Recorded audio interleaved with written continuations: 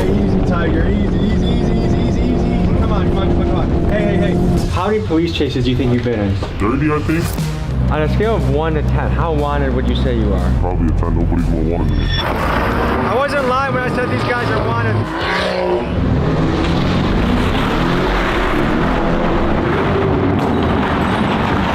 Hello, folks. I'm Tommy G. I'm here with the most wanted drivers in New York.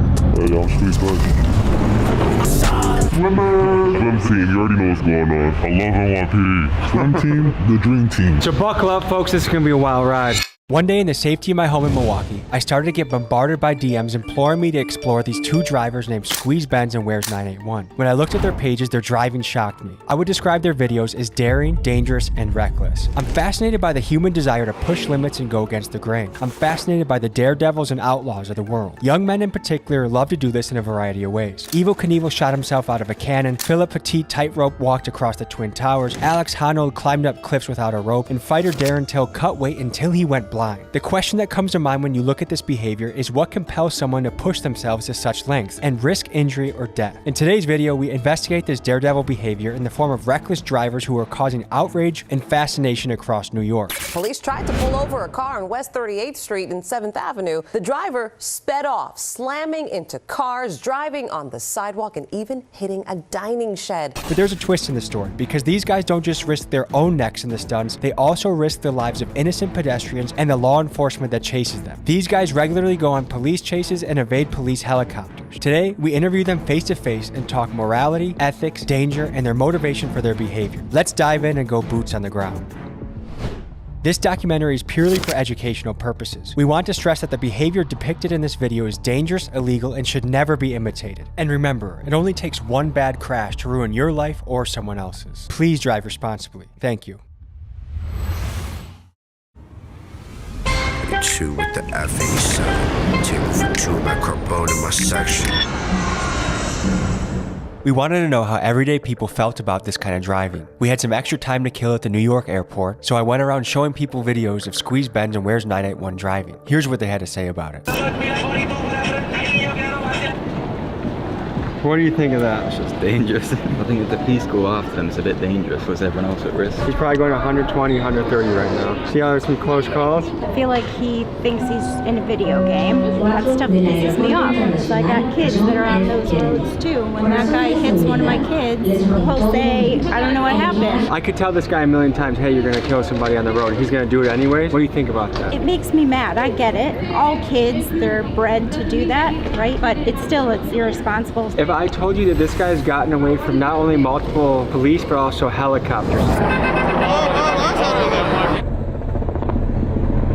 What's your reaction on that? I believe it. I just feel like it's really selfish. I feel like he should get his license taken away for some period of time and probably have to go through safe driving classes, maybe talk to people who are victims of people that drive like him. I think it should be commensurate with like attempted manslaughter or something like, I mean, that's in effect, you're putting people at risk intentionally when you go a certain speed over the speed limit. If you were his mother or father, what would you tell him? That he's a selfish idiot. One of these days, somebody is gonna get in his way and that person's gonna end up dead, or many people are gonna end up dead. And if he ends up dead, that's his consequence for what he does, but nobody else deserves to have that kind of risk. It's no different than someone who's really drunk getting behind the wheel of a car and driving when they have no control. I mean, your car is actually like a weapon of mass destruction. It has to be handled with care.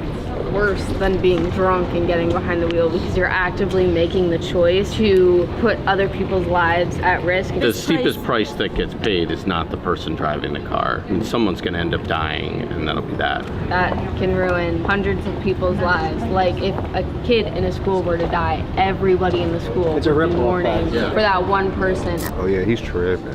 Not safe at all. If he hits somebody, do you think it should be manslaughter or the first degree? I say manslaughter because you know what you're doing. Like you're just driving crazy. Like, what would you tell him if you could say something to him? I'd be like, slow down. What do you think about driving like this? Oh, it's terrible. I don't like it. Like, you better stay away from it. Yeah. What should be the penalty if he's caught? Manslaughter or first degree? That's another debate. If he hits somebody, you mean if he kills somebody? It's vehicular manslaughter. This guy has an ability to get away from multiple police vehicles and including helicopters. Right. So he hasn't been caught. Yesterday, he got away to my helicopter. Where, in New York or California? New York. Wow. What kind of car is he renting? Lamborghini. I could see I was out running the cops. I guess we could hope for him hitting a telephone pole. Turn yourself in, brother. You're a reckless driver and you're gonna hurt innocent people. I got folks taking pics, something like paparazzi. I'ma go and get the test, I don't really like the miles. Really getting to the check, but I ain't rocking no horizon. We're on our way to meet Squeeze Benz. Recently, he's been making the news for his high-speed stunts. While some people see his driving as exhilarating or exciting, there's a rising sentiment that this sort of behavior unnecessarily endangers innocent drivers and pedestrians. He sent us the address of a random parking garage and told us to pull up. This is what we encountered. Folks, we're on the way to talk to one of the most wanted drivers in New York, Squeeze Benz. This kid does stuff that makes my butthole pucker up. Pause. This guy is reckless. This guy is extreme. This guy drives at a very high speed. I do not drive like this. You shouldn't drive like this. And there's a reason why I'm not getting into their cars while they're driving this fast. It's dangerous. It's reckless. It's scary. Disclaimer, don't do this at home. He's kind of like a high-speed fugitive. I'm always interested in the outlaws of the world. People that live on the edge. Humans, especially men, are always pushing the limits of danger. But one distinction I want to make is Evel Knievel only harms himself if he fails. The UFC fighters are both signing up. They're in mutual combat. But these guys, if something goes wrong, they harm innocent civilians. So I want to ask him about that, but then ask him about the outlaw, the testing danger piece that lives strongly within them, because I think that's interesting. This is not a product placement. I do not want a partnership with Celsius. I do not drink your drinks every single trip multiple times a day. I don't absolutely love your drink. Guys, if you want to hit me up, please do. I would love to talk to you. Otherwise, I'll probably hit up Prime, and you know how that goes. So we're pulling up to meet Squeeze Benz. I'm excited. I hope you are too. You know, high speed must be an issue around here if they have a Mustang NYPD car that's got some zip to it. RIP Mainstream Media. It's been a great run. Kudos to you for lasting as long as you have. But that's it. I mean, you're finished. Sorry. In honor of that, RIP Mainstream Media. Sweatshirts available. TommyGMcGee.com. Oh my God, dude. What the f is this, Batman, dude?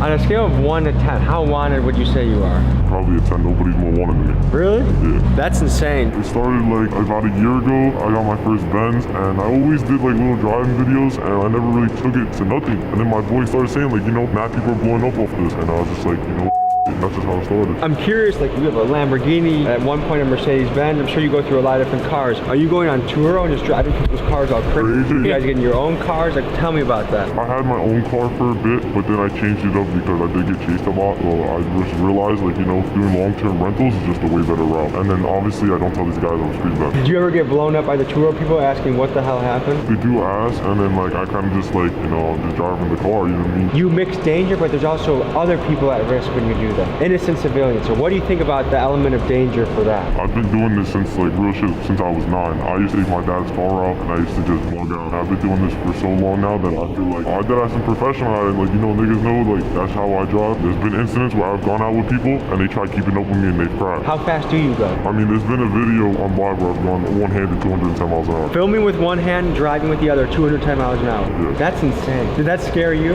Not really, just to build up a tolerance of just speed. Do you feel like the police watch your Instagram? 100%, they do. Let's pop in the car and keep the conversation going.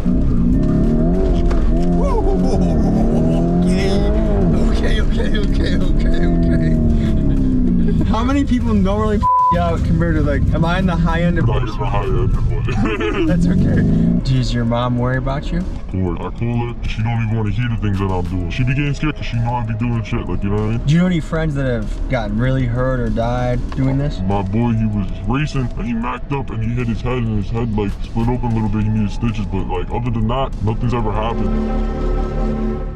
Tell me about the camera system in New York. How hard is it to evade capture or awareness of the police? Super easy. A lot of people, like they be doing crimes with their plates on. Like, I mean, if I go and run from a cop, I'm gonna make sure I either have altered plates or no plates at all. New York City is home to one of the most advanced camera surveillance networks on the planet. An Amnesty International project identified that there are more than 25,000 public and private cameras at traffic intersections across the city. This camera technology can capture faces and other details from up to 400 feet away. This infrastructure isn't cheap either. This camera technology, combined with cell phone tracking tools, spyware, and facial recognition, racked up nearly $3 billion in expenditures from the NYPD from 2007 to 2019. When street racers run rampant in the city, it's easy for governments to make the argument to increase the surveillance in order to shut down this reckless and deadly behavior. However, this same technology can also be used to capture the profiles of millions of civilians on a daily basis, something that is currently happening in China and that many Americans are afraid of. As technology such as AI facial recognition and high-def cameras increase in quality, this is a challenge we are going to have to wrestle with to ensure the very tech that can help keep us safe also doesn't grow too powerful to infringe upon our freedoms.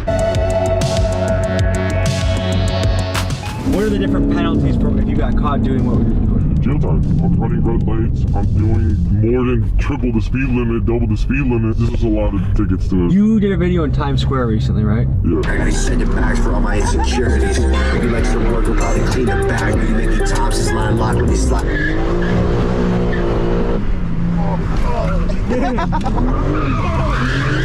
It only takes one mistake to permanently change or destroy somebody's life. I do understand that. It's just like, we were also like, it was a lot of people. 12 o'clock in the morning, you seen in the video, like I stopped, looked around, made sure there was nobody, and started doing donuts. And then when I was running the red lights, I'm not gonna lie, I was low-key bugging. I low-key know how to run red lights. I've been chased by Mac cops to the point where I could blow the red lights doing 60, 70. No, I'm not gonna 60, 70, dude. What is your strategy in getting away from police? Hopping on the highway. These cops, like, they're not really built for that. It's a lot of real rookie cops now. It's a bunch of rookie cops, and these guys do not know how to drive on the highway. Let's talk about how drivers like Ben's can evade detection for so long. They do so by altering or covering up their license plate so the car cannot be tracked by police or the traffic cameras. Cars with this modification have been nicknamed ghost cars. Last month, a joint task force was launched between New York Governors Kathy Hochul, New York Mayor Eric Adams, the NYPD, and the MTA to crack down on the issue of ghost cars. In their first day alone, they impounded 73 cars, issued 282 court summons, and made 8 arrests. And I noticed the same thing back home in Milwaukee. The guys running through the red lights, driving the stolen cars, and driving aggressively, most of them do not have license plates. What's the longest police chase you've been in? 30 minutes, 20 minutes. That's a pretty long chase. How many guys do you think were chasing you at once? I had to do like 3, 4, but the main thing was the helicopter. That was really hard to go with. Luckily it was late night. I was in the Porsche, and that shit does 210 miles an hour. So I just hopped on the highway. You know what I mean? The helicopter can only go so fast. You go faster than the helicopter? Yeah, they only like top out like 150, 140. You crash into somebody, they get paralyzed, they die. Do you think you deserve to go to prison? Yes. Obviously I wouldn't want to be put into prison for life. If I kill somebody, that's somebody's life. Like, that's somebody's mother, brother, cousin, whatever the case is. If somebody crashed into my mom in her car and they killed her, I'd want them to go to jail. You know what I mean? Maybe not for life, but just enough to get it in their head, like, you know? What makes taking these risks worth it for you? They're not really risks to me, that's the thing. I don't really see them as risk. I see them as, like, you know, me just everyday driving. You say you've been driving since you were 9 years old? My dad used to give me his car. You know, I used to sit on his lap when I was like 7. He used to give me the steering wheel, that, and then, you know, I hit 9. He used to send me, yo, go to AutoZone real quick. I used to go to AutoZone, Home Depot, whatever the cases. At 13, I used to start picking up my boys, and that's when I started really, like, you know, cutting up. Oh my motherfucker. Okay, easy, Tiger. Easy. Come on. Hey. Hey. No more. Ooh, that motherfucking made me...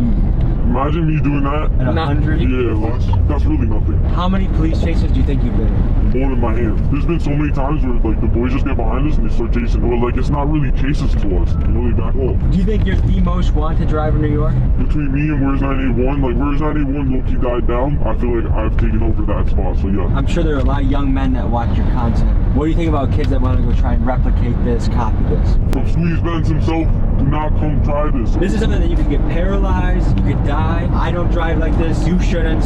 Some people in this game take lots of risks, and Squeeze is one of those guys, but highly advise never to do this. How sophisticated is the camera system in New York?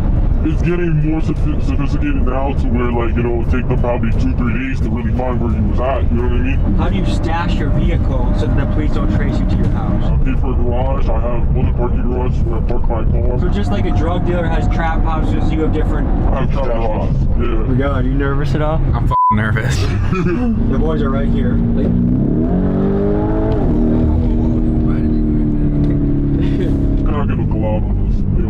Bro, you know, he was about to get out of his vehicle and you were just about to smash him as he opened up his door. I would have fucking... Nah, chill. Why do you think this is something that young men gravitate towards?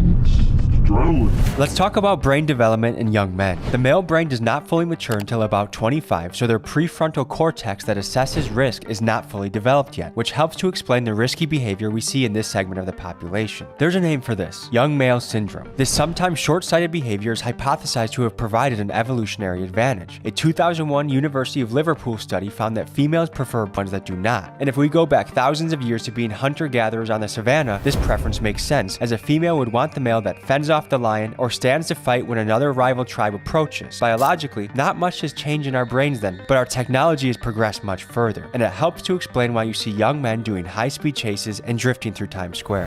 What's the craziest getaway story you have? That'd be the one with the helicopter. I pulled up on the highway showing the charge. He was about to pull someone over, so I got behind him. I started playing with him, and I was recording. I got away, obviously. A week later, I started getting chased by 2-3 black Chargers. I'm looking up, and I see the helicopter above me, and I'm like, oh no. It was only like my second ever helicopter chase, so my heart was bumping. I'm not knowing how hard these guys are gonna go for me right now. They're gonna set a roadblock up, something, you know what I mean? But thank God that wasn't the case. Like a spike strip.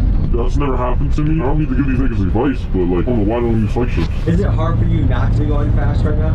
Honestly, yeah. If New York really wanted to step their game up, they should put a place where people can do this and have fun in a safe environment. If you give us a spot, we're gonna use it. How long do you see yourself doing this for? This is not gonna be a forever thing. Eventually it's gonna turn into a brand. How often do you drive reckless? It's every day, but to a limit. Let's talk about reckless driving in the United States. In 2021, there were 6 million car crashes and 39,500 of them were fatal. A survey by the insurance company Nationwide found that 47% of Gen Z reported driving faster than the speed limit, and 34% of them reported video chatting while driving. Actions like this help contribute to car crashes being the leading cause of death for American teenagers. Another concerning fact is the amount of pedestrians killed by reckless driving. In 2022, there were 7,500 deaths in this manner. In New York, vehicular manslaughter is a felony that carries a steep sentence of up to 15 years.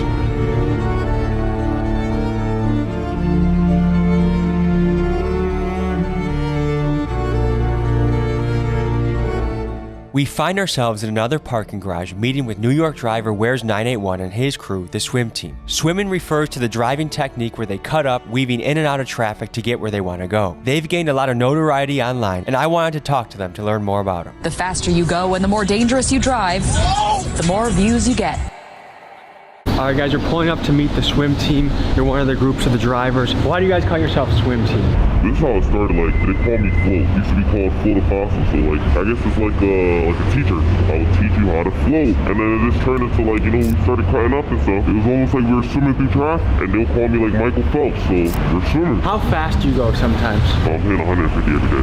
It's easy to hit 150, bro. Like, it's triple digits no matter what. Your 50, 60 miles an hour is my 100. Have you had any near misses? Yeah, of course. People come to me like, oh, how do I do this? How do I do that? I'm not going to try and teach you how to do it because of the simple fact that someone can get hurt. Thank you that I have not hurt anybody. It's like shooting a gun in an open field. Like, anybody can get hit with a straight bullet. If you hit somebody and they get really injured or die, what should be the punishment you think? I'm going to jail 1,000%. Yeah, it's worth it. Why? It's not worth it. That's the thing. I can't justify it, you know? What's it like being in a high-speed chase? Your first time, it feels crazy, bro. Like, you're like you're scared to go home some way, somehow. You make it home. You have a little bit of tough night of sleep that first night, and then you make it to the second night, you make it to the next night, and they never come. After that, you get numb to it, you know? What are the laws in New York for chasing people? Because I know in Milwaukee, oftentimes they don't chase you at a certain speed because they know it results in civilian deaths a lot of times when the chase happens. It depends on the cop, honestly. I've seen cops where one of my boys, this dude going off-road in New York, and the cops following him off the road. It just takes that one, you know, that one cop that's just ready to be like, all right, I'm coming for you, and it's over. What does your mom think about this? I bring my mom to work, and going 150. She didn't get scared. In her eyes, she knows I'm a good driver. Like, she got mother's prayers, of course. She's gonna always pray for me, make sure everything works out every single time, but she's not too stressed. You created swim, right? I wouldn't say I created swim, so it started off as a joke between me and some right floating, swimming, and then we're like, why does that sound kind of nice? So I'm here with Rico 50, Wears 981, Float. And I'm Tommy G, allegedly. Who out of this group is the high-speed specialist? This nigga right here is like nasty on the track. This nigga right here, he's just nasty on the motor. He can slide, drift, go fast.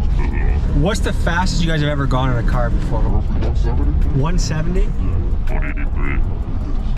192. That's life or death speed. What makes it worth it for you to put yourself in that position where you could go to the afterlife if you're not careful? Rush, man. You're not rush. When I drive my car, bro, I just drive it to have fun, bro.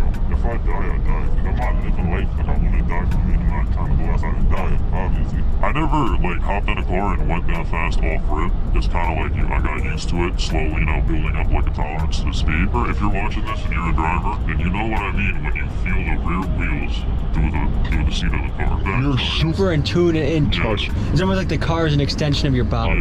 You have senses from the seat, the steering wheel, the audio cues, how loud the engine is, if your tires are squealing. You have so many cues in it, and it's really up to you to take all that sensory input and be able to, like, drive properly. It's like, we're not trying to do this shit forever. Like, we genuinely want to hop on the track, just go crazy. It's just a track right now. It's expensive, and people are shutting the tracks down. Do you guys know anyone that has crashed or died or gotten injured doing this? Crashed for sure, but nobody that's really crashed. No one ever passed away. If anybody were to seriously get hurt or crash or anything like that, I think it'll end it for everybody. I think we don't stop. There's a risk of hurting someone that's completely innocent. Someone could be on their way to work. Someone could be going to pick up their kid from soccer practice. Like, how does that factor in your driving and what you think about when you drive? I don't have to force nothing. If I get left, I get stuck. What does that mean when you get left? If I'm following 91 or I'm following float and they think it's cut I can't take, I'm not taking it. We swim for each other. We drive for each other. We don't drive for ourselves. I know exactly how each one of them drives and how I drive. So God forbid someone has to hard brake, the cars behind are already braking and looking for openings so we're not rear-ending each other. Have you guys had any near misses? Of course. But there's this one time where he took a cut. Right after he took the cut, it was either I fit the cut or I'm gone. It's funny saying this, but we're not criminals. We have real-life jobs. We have insurance on our cars. We pay for our cars. Like, people think, oh, it's daddy's money. Like, that should be pissing me off, bro, because I did work hard as for this shit, bro. Do you guys' moms know about this? She knows, and she tells me every day to stop. And I tell her, look, I'm trying. We have a brand swim team, right? We're not trying to cut up Reckless 24/7, bro. Like, we got a 5M service coming up, a Settle Corsa service coming up, and honestly, like, we see the community, we see the love you guys are giving us, and we're not gonna take this and just, throw it all away. It's like one of those stories we're trying to create where the bad guy kind of wins. So what do you say to the people that are, like, super pissed when they see what you do? They're like, that's reckless, it's selfish, it's dangerous, people could die. What do you say to those type of folks? Honestly, bro, you're great. I agree with them, bro. I don't even argue with them. I don't argue with them, bro. I don't argue with them either. When people look at accidents and they see, like, us cutting up and, like, racing through traffic, doing a whole bunch of dumb stuff, they see it as not precise. Like, they're thinking, like, we're just out there and we're trying to crash. We're not trying to crash. If anything, I would argue that when we're on the road, we're actually paying attention to the road more than anyone else on the road. Or another thing is drinking and driving. And like, we don't ever be under the influence ever behind the wheel. And I'm proud to say that. Tell me what's going through your head in the police chase. How do you get away? What are you thinking about? Are you trying to go a few streets then take an exit? Do you got a hideout? Like, how do you evade police in this type of situation? Hold on, don't give out too much sauce. You gotta bring your home. There's people that might watch what you do and wonder how the police have not caught you yet. What is your answer? I mean, truly the way that we don't get caught is to stop being dickheads. New York has a no chase policy, and I can say this because I've been in at least in swim at least, I got into the most count chases, right? And I'm not saying it because I like that, I got the worst luck, bro. Honestly, got the worst luck of it. I wanted to know what the legal perspective was on what Swim Team, Squeeze Benz, and all these other New York drivers were doing. What were the legal ramifications? How much jail time could they face? And why is it that they were so brazen about continually doing this? I talked to my guy Nate the lawyer to figure out more about this. He's a lawyer that runs a YouTube channel and breaks things down regularly. This is what he had to say. My name is Nate the Lawyer. I'm a former prosecutor and a former law school professor. And what you've just seen on screen is known as reckless driving. In the state of New York, you could serve up to a year in prison if you recklessly drive. Reckless driving in New York is simple. It's if you drive in a manner that, quote, unreasonably interferes with the free and proper use of the public highways or unreasonably endangers users of the public highway. Reckless driving is prohibited. Every person violating this provision shall be guilty of a misdemeanor, meaning you can serve up to a year in jail. If someone is injured or killed during the act of reckless driving, you could find yourself facing some serious charges. Dangerous and disturbing exclusive video of young people driving their cars recklessly just before one of the cars crashed and killed 2 people. Now, this driver was charged with manslaughter and criminally negligent homicide. He's facing up to 10 years in prison. If you are doing something that you know is inherently dangerous and could get someone killed or hurt, and then you do it anyway, that the law finds to be reckless and criminal in some cases. Driving a car 90 miles an hour in a 50-mile-an-hour zone is reckless. Someone could get hurt, someone could get killed, and if someone does, then you are on the hook for that homicide. There may be no fear of repercussions because of New York's bail reform laws. The misdemeanor of reckless driving, as you see on the screen, isn't eligible for bail. If someone commits this crime 10 times in the same day, they'll get bail every time because of New York's bail reform laws. Now, some of you may not believe how insane New York's bail reform laws are, but they are insane. Like this guy who was arrested 101 times for shoplifting and let go every time because of New York's bail reform laws. Or this guy who was arrested for 3 assaults in one day, even threw a brick through a store window. He was released every single time on bail reform. Or the story of these 4 people who chopped up 2 bodies, left body parts all around the state of New York, and then when the cops went to their home, they found blood, body parts, guts, everything in their home. Guess what the judge did? He released them without bail. When you put everything together, I think these guys are doing it because they don't really have any fear that they're going to kill anybody. And if they get caught reckless driving, they'll get arrested and charged, but they'll probably be let out the same day on bail reform. Then we can go out and do it again. If you need legal advice, if you're looking to this YouTube video to help you in your case, you're looking at the wrong place. With that being said, I'm Nate the Lawyer and I'm out. Peace. After hearing what Nate the Lawyer said, hearing that there's no consequences really for what these guys are doing, it makes sense why they're doing it. Back to the swim team. How often do you guys get nervous doing this? So when I started, I used to get super nervous, especially when I used to run. And the reason I started running is not because I don't like cops.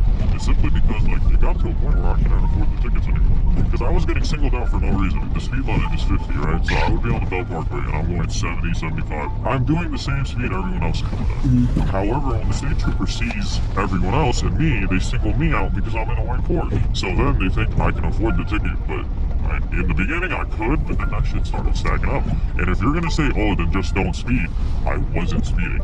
I was just keeping up with the flow of traffic, right? And then I just started running one day because I just couldn't afford the tickets anymore. And then it just started from there. I was super nervous at first. You gotta tell lawyer fees too. After the first time, I only got nervous one more time after that. And that was only because I got kicked out of the hotel. How many people were after you? 15 cars? Do you guys had to get away from helicopters before? I never had to. Thanks God. Honestly, but I feel like I don't have to do in that situation. Oh yeah, I know what to do. Has the news reached out to any of you guys? Oh yeah, of course. Bro, I ain't going front.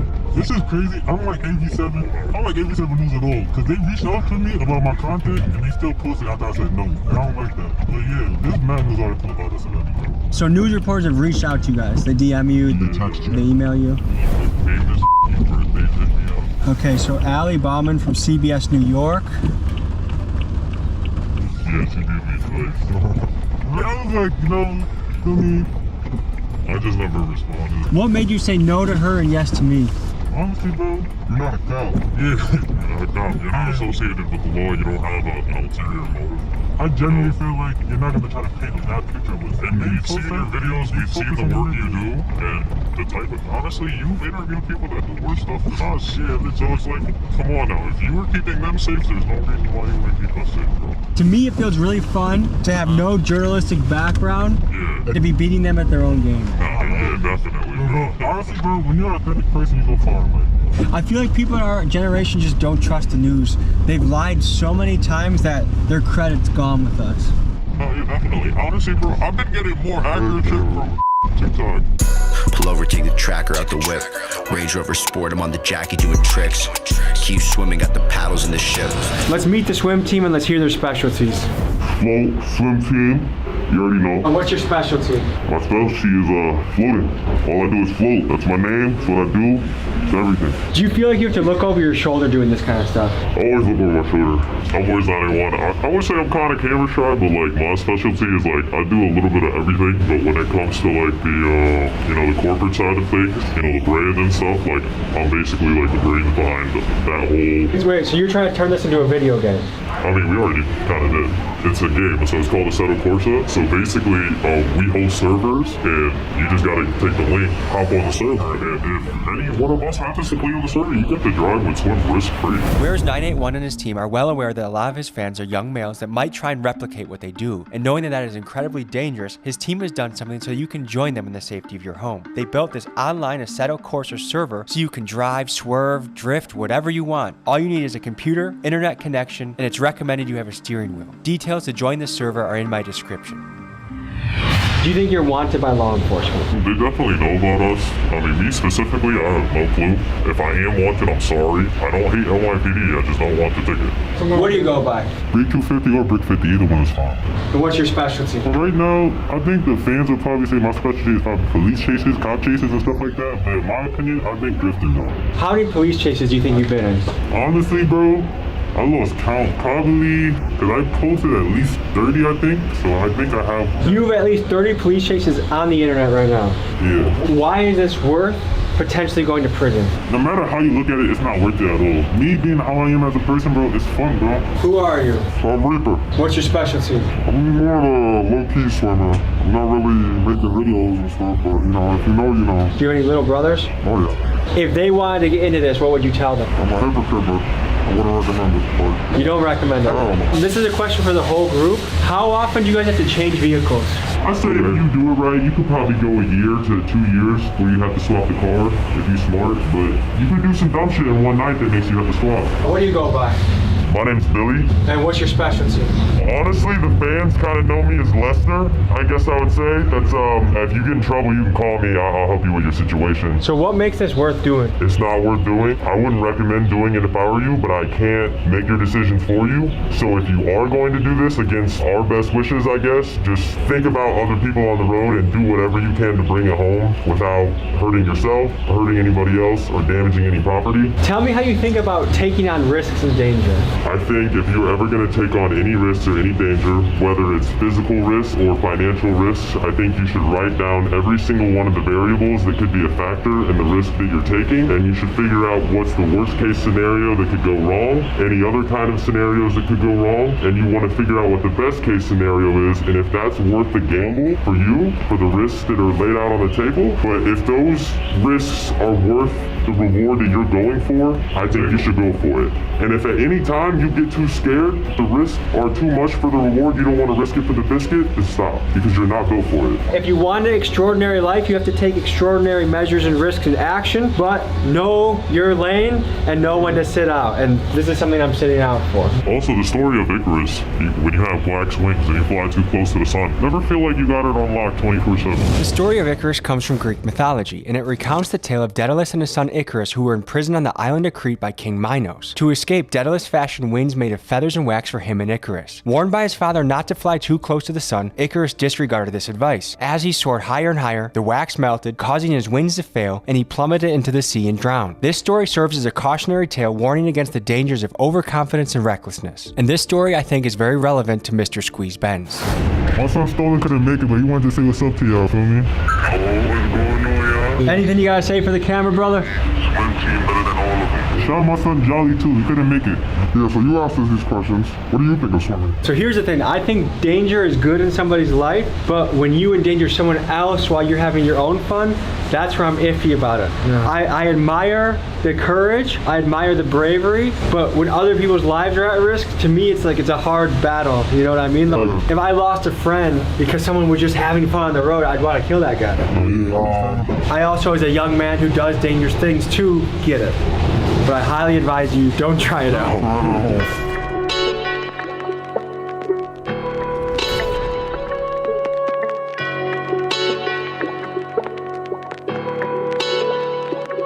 We met these guys here to do B-roll of their cool cars. But while waiting their turn, a couple of them decided to do donuts in a parking lot where there were many families. Because of this, the police were called, and in a few minutes, an NYPD helicopter arrived on the scene. This is what happened next. We got a dip in a second. You seen that, right? Yeah. Hello folks, I'm Tommy G, here with the most wanted drivers in New York. Look, they're peeling out.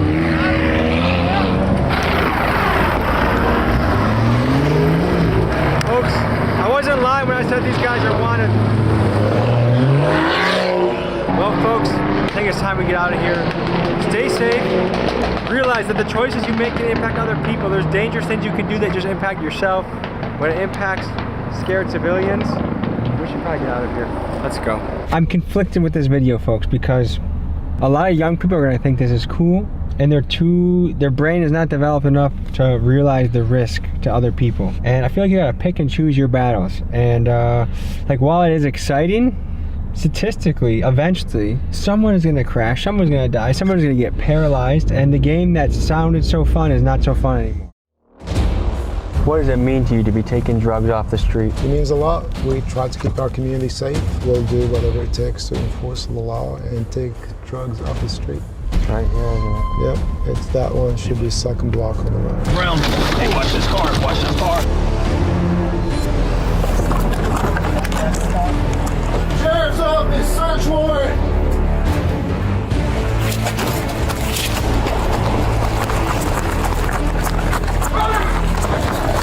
Stop running! It's 1:20 on a Saturday, and we're responding to the scene of an overdose.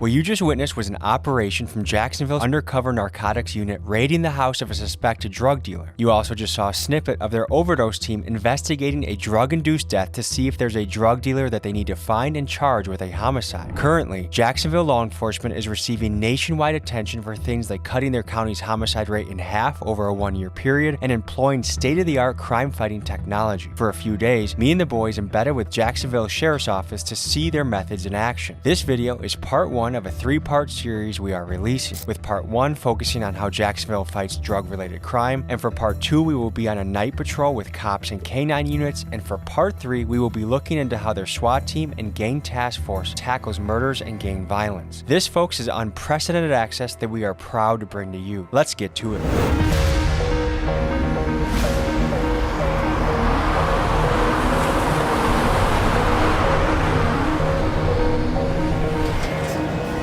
Folks, we are pulling up on an undercover drug raid.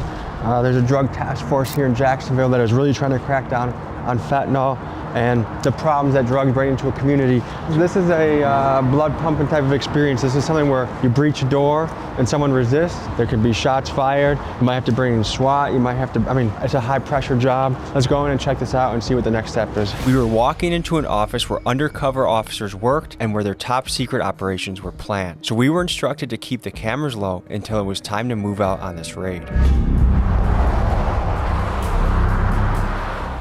So I'm Lieutenant Manna with the Jacksonville Sheriff's Office Narcotics Unit. I'm over narcotics and vice. And what's the operation today? What are we looking for? Today we have a search warrant for a drug house. We conducted several buys from the property, and we know they're selling drugs from inside the house. And we are going to Avenue. It's on the west side of town. Is there a particular drug we're looking for? We conducted several buys. We bought crack cocaine from there. How many drug raids do you think you've been on in your day? 2, 3 a week. Do we know if the guy living here has many firearms? We haven't seen any, because if we did, it would qualify for SWAT. So the guys, the job they do is very dangerous, especially the first person inside the property, because you just don't know what's behind the closed doors. If you need to throw one of us in as human bait to make the operation go through, just we'll draw straws as a crew. All right, let's go. What does it mean to you to be taking drugs off the street? It means a lot. We try to keep our community safe, and obviously this is a vicious circle with supply versus demand, but we'll do whatever it takes to enforce the law and take drugs off the street. Do you think you'll ever completely wipe drugs off the street? I think you can put a dent to it. I don't think you can wipe it off completely because there are some, for instance, marijuana is legal in certain states. It's a very tough challenge. Again, it's a vicious circle. It's supply versus demand.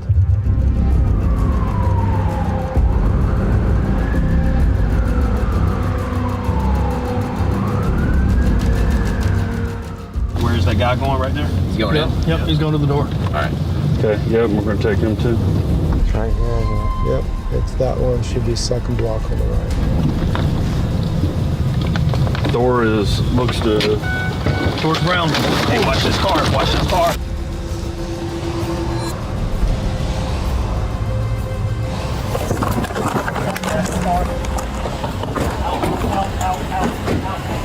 Sheriff's Office, search warrant!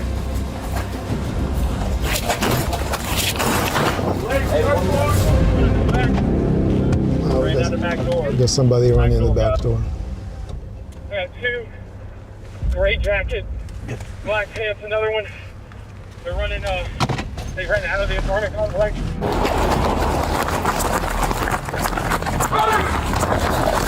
Stop running! I got none. I got one. The other one with the gray hoodie, I don't know where he went. Stop running! 4 Bravo Mike's running in the back.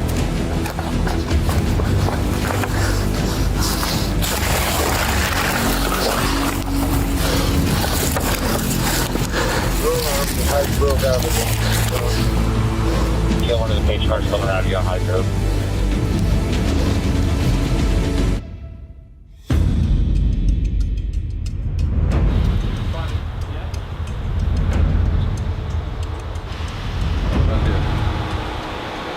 Under your handcuffs? Right, loose. I can fit a finger in between there, buddy. That's kind of what we got to do. Hi, y'all ready? So in this case, we got a bunch of crack cocaine. We have a lot of powder cocaine. We got some beakers, a bunch of drug paraphernalia, scales. So obviously we got to say that was successful. Is crack cocaine as common as it was in early 2000s? It still is, I would say, crack cocaine, yeah. How would you classify this bust? Small, medium, large? Probably a medium scale to small, small to medium. How many people in custody? So far, 3. And obviously we have a baby now, so we're trying to get hold of the mother. Apparently she's at work, so she'll be coming back. What goes through your head when you see a baby inside one of those houses? You won't be the first. A lot of times, so we hold the baby, we assist, and then what we do is trying to reunite the baby with the parents. And apparently that's the father, who's the mother's at work. Since the father is going to be arrested, then the mother will respond to take control of her child. Do they feel like, I'm glad that this is happening, that they got busted? Absolutely, absolutely. We get feedback all the time. They don't like these guys. They don't want them here in their neighborhoods. Because they make them dangerous? Yeah, they don't want drugs in their neighborhoods. In the last year, Jacksonville Sheriff's Office has fielded over 5,000 calls for service for drug-related incidents. And in a 2024 survey of Jacksonville residents, next to gun violence, illegal drug usage was the top issue residents wanted the Sheriff's Office to focus their resources on. A lot of times they are afraid, and the ones they step up, they give us complaints and information. We work every complaint that we get. I mean, to live in a place where dangerous guys with guns are in and out all the time, and junkies are coming, and you have kids around here. And this is just the preliminary search. Obviously, they go into details to search the property. And typically on the secondary search, they find additional drug paraphernalia and additional drugs.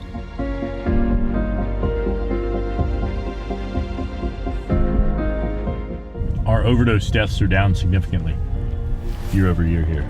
This is Vic Michelucci. Previously, he was a Jacksonville investigative journalist who won Crime Reporter of the Year. He left his 14-year career to run communications and media for the Jacksonville Sheriff's Office, and he is the one that opened up the doors for us to be here today. Fewer people are dying. And this is just one part of that initiative, yeah, this or that is a push. part of that. Yeah. But as you saw with that situation, not only did they find drugs, they found at least one gun.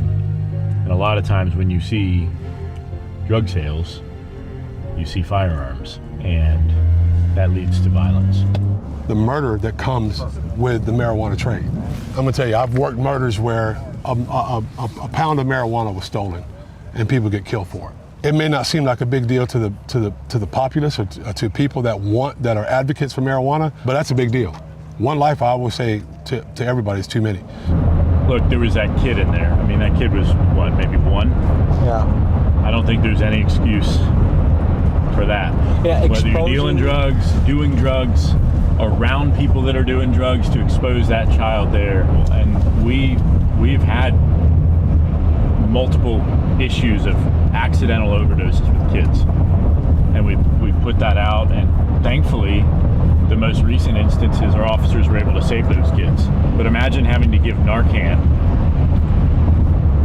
to a 1-year-old. We just got to watch a successful raid take down an armed crack dealer, but Jacksonville's war on drugs has another side to it, the Overdose Task Force. Whether we'd meet them this trip depended on one thing, an overdose happening while we were in town. Early Saturday afternoon, that call came in. So we've been on standby the 4 days we've been in Jacksonville for when an overdose happens, we're gonna get the call. Unfortunately, it's 1:20 on a Saturday, and we're responding to the scene of an overdose. This is hard to walk into. I mean, you're walking into a family's worst nightmare with cameras, and we want to be respectful of what they're experiencing, but also convey something that happens every day around America in a real way. So we'll see you on the scene.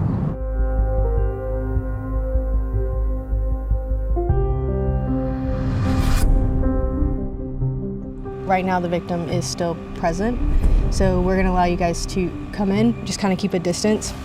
We'll be collecting a bunch of things. I think that would be very good, and like as far as the recording and stuff.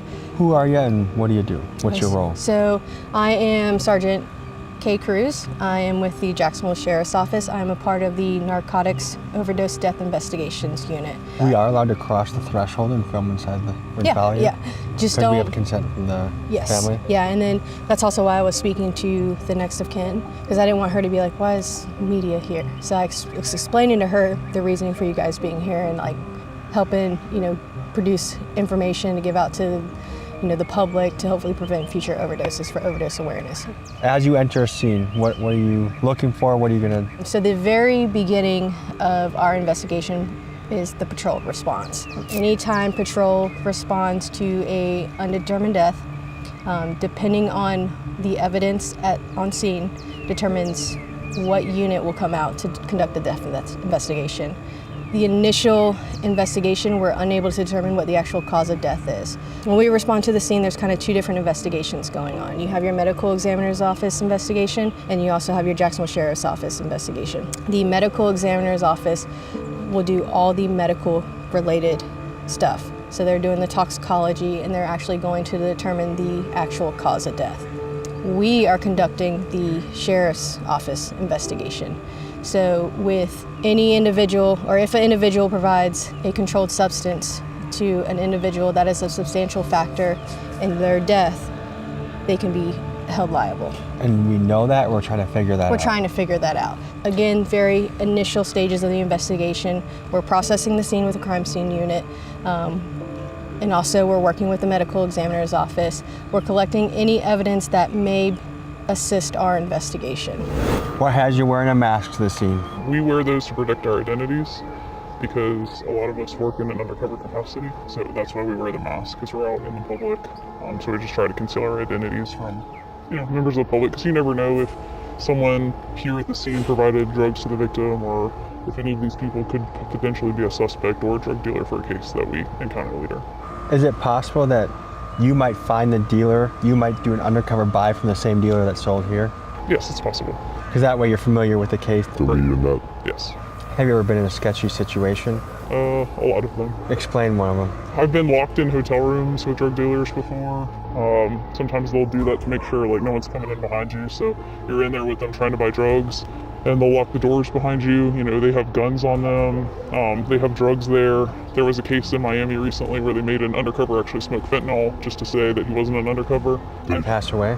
No, he did not. What she's referring to is an insane story that just happened a couple weeks ago. A Miami fentanyl dealer got suspicious of an undercover agent and gave the guy two options. You either smoke this fentanyl and die, or I'm gonna kill you anyways. Terrified, the agent had no choice but to hit the Chinese import in front of the dealer. Somehow he survived, and SWAT raided these guys soon after, and it just goes to highlight the incredible danger of this undercover profession. I've had drug dealers before try to get me to smoke drugs, and it's just, you know, it can be pretty dangerous and sketchy. Pretty much this entire career is pretty dangerous. What got you into it? When I was little, I really liked the show Cops. Okay, and I'm not from Jacksonville, but when I was little, I used to watch the episodes, and I remember as a kid seeing the Jacksonville Sheriff's Office episodes and being like, that area in particular, I don't know why, stuck with me, and I was like, that looks like a pretty crazy place to live or work or whatever. We talked to, prior to making entry, we're talking to patrol to provide us with their information that they collected upon their initial response. We're talking to any next of kins that are on scene, and we're also talking to any complainants or witnesses. We're just trying to gather what happened before police were called to the scene. For this particular structure, the room where the victim was located is from the back. You guys can follow me and we'll go inside.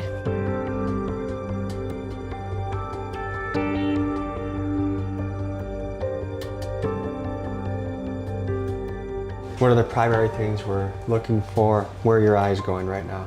So eyes are going in the immediate area where the victim was located, but also like common areas of the house, living room, bathroom. We're checking for any paraphernalia, narcotics related, and any additional narcotics or any paraphernalia to even include like little baggies that could have been packaging for narcotics. I've been working narcotics related investigations for a little over 7 years now. I've been working narcotics overdose death investigations for approximately 3.5, 4 years. What got you into the overdose unit? I enjoyed working narcotics investigations. I noticed that before the creation of this unit, homicide was responding to these types of investigations. And prior, this was kind of before it became, we fell under the Florida State statute of murder. Once we started falling under that Florida State statute, we were able to dig deeper into different types of investigations. Florida lawmakers are not alone in expressing the sentiment that a drug dealer should be subjected to harsh penalties, particularly if they can be tied to an overdose death. In fact, just recently, Trump made headlines again by stating his long-term position that drug dealers should receive the death penalty. Unless you have the death penalty for drug dealers, you'll never get rid of the drug problem. Put that through your head. As someone who knows the drug dealing black market much better than Trump, I think the numbers he's throwing out are extreme exaggerations that have no root or basis in fact. A drug dealer will kill 2,000, 3,000, 5,000 people during the course of his or her life. It really depends on what someone's selling. If someone has sold fentanyl, obviously they have a much higher chance of causing an overdose death. But for some guy trapping weed, it is actually impossible that anyone has died as a result of his drug. It says on the DEA's own website that no one has overdosed from marijuana, and yet it's still a Schedule I drug. However, I do agree that a drug dealer needs to be held liable if what he sells kills someone. The question is, to what extent? What do you guys think in the comments? Should a drug dealer be given a death sentence if they cause an overdose death? I found interest in not only giving closure to the family of the victims, but putting all the pieces together to try and determine who actually sold illegal drugs to the victim. How many calls like this a week do you typically respond to? The overdoses, they come in waves. There are times that we can get 10 in a week. There are times that we can get 0. There's no way to determine how many call outs a week that we're going to get. Crime scene units here, the narcotics overdose detectives are here. They are taking photographs, they're looking around, pointing out or trying to locate any evidence that may be narcotics related. They are waiting for the medical examiner's office to arrive. Once the medical examiner's office arrived, that's kind of where we're now dividing it to like 2 investigations, but we work very close together. Like I said, I think the more information we get out there to the public, make aware that it's not only fentanyl. Yes, fentanyl, that's what we're hearing in the news. It's a dangerous, deadly drug, but any illegal substance can cause a death. Well, thank you for what you do. Yeah, thank you. Some Americans would say, hey, Alcohol is legal. Alcohol has a lot of problems. I mean, if you look at domestic disputes, violence, fights, drunkenness, DUIs, yeah, that's a huge multi-billion-dollar industry. Why should weed be any different? Because why add to it? But why add to the problem that alcohol already causes? Because prohibition doesn't work. The war on drugs has not solved since the 70s the issues of drugs in our community. So let me ask you this question. Because we should legalize marijuana because people like to smoke it, we should legalize cocaine, methamphetamine, we should legalize fentanyl, we should legalize all those things? No, of course not. Just because people like it, there are certain things that you just shouldn't do, and I think the government should uphold a standard. So what gave you reason to believe that this could be a narcotic overdose in the first place?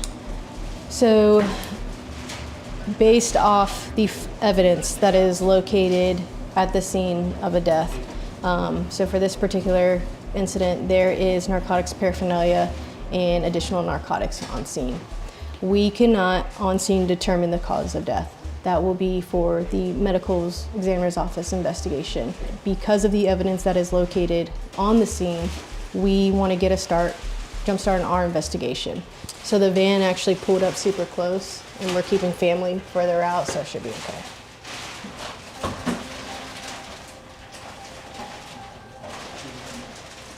I don't know how you guys do this day in and day out. I suppose just like anything. The more that you see it, the more that you adapt to it. And like I said, with these investigations, it affects the family more than anything.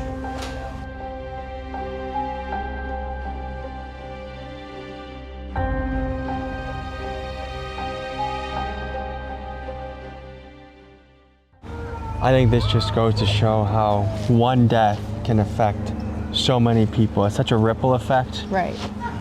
As you hear the family in the background, I think this goes to highlight I would not have the stomach for this type of job.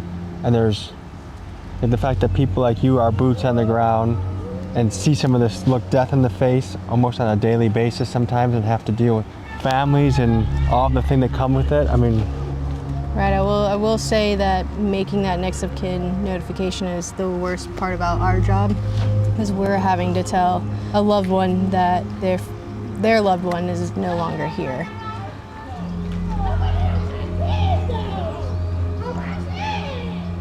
What I've seen in my own family, and there's not one person with the reach drugs has. You could be in a mansion or you could be in the poorest of the poor. There's not one family in America that probably doesn't have some impact of drugs hitting their family or alcoholism hitting their family. Right.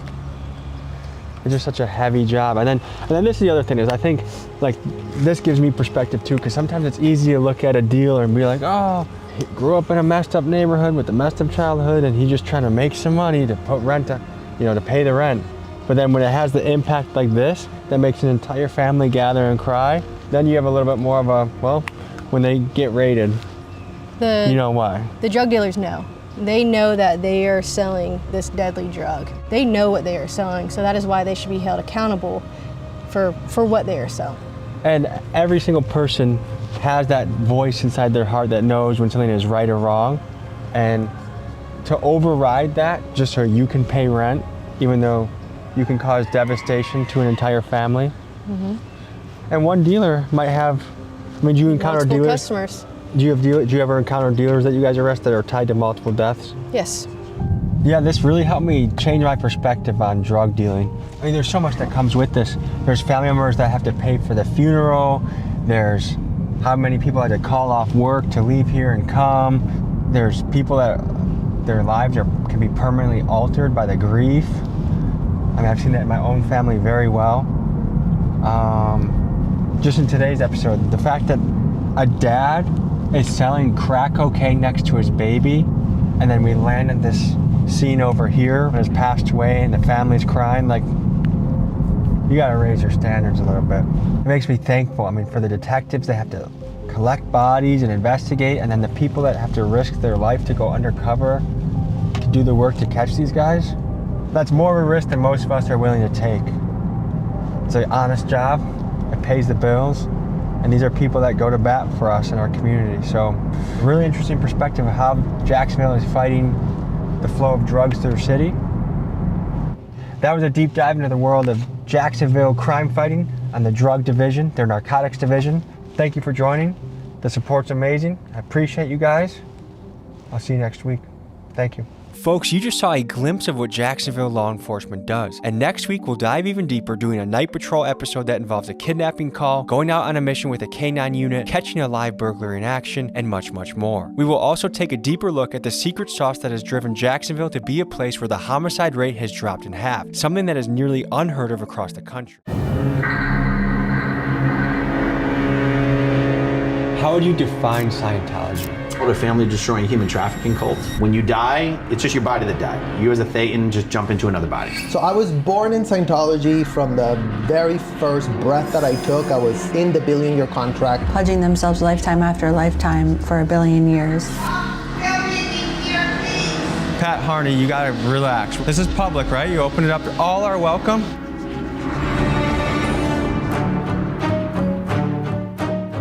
Whoa, whoa, whoa, whoa, whoa, whoa. Wait, where is the private property line? You need to leave right now. Don't touch private me. property. Don't touch me. It's private property. You need to leave right now. How's this Sea Org treating you? We can help you get out if you want to.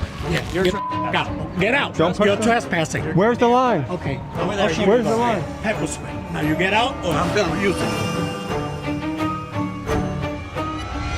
Before I begin exposing one of America's most notorious cults and reveal to you what they do behind closed doors, first let's get you up to speed on what this religion is. Scientology is a religion that was started by L. Ron Hubbard, a man who also happens to have the Guinness World Record for being one of the most published science fiction writers of all time. It's a bit of a complicated religion, so bear with me, folks. It's based on the premise that a galactic overlord named Xenu brought billions of beings to Earth millions of years ago, chucked them into volcanoes, exploded them with bombs, and created creatures called Thetans, which essentially is this invisible spirit that attaches itself to you and is responsible for all of the negative things in your life, ranging from anxiety, addiction, emotional pain, and more. And the only way to remove these pesky Thetans from your body is to follow L. Ron Hubbard's foolproof process. His methods involve paying boatloads of money to the church for courses called auditing classes, and even signing yourself up for a lucrative billion-year contract to the church. This cult has a shocking list of charges against it made by former members who allege the following. From the age of 2 on,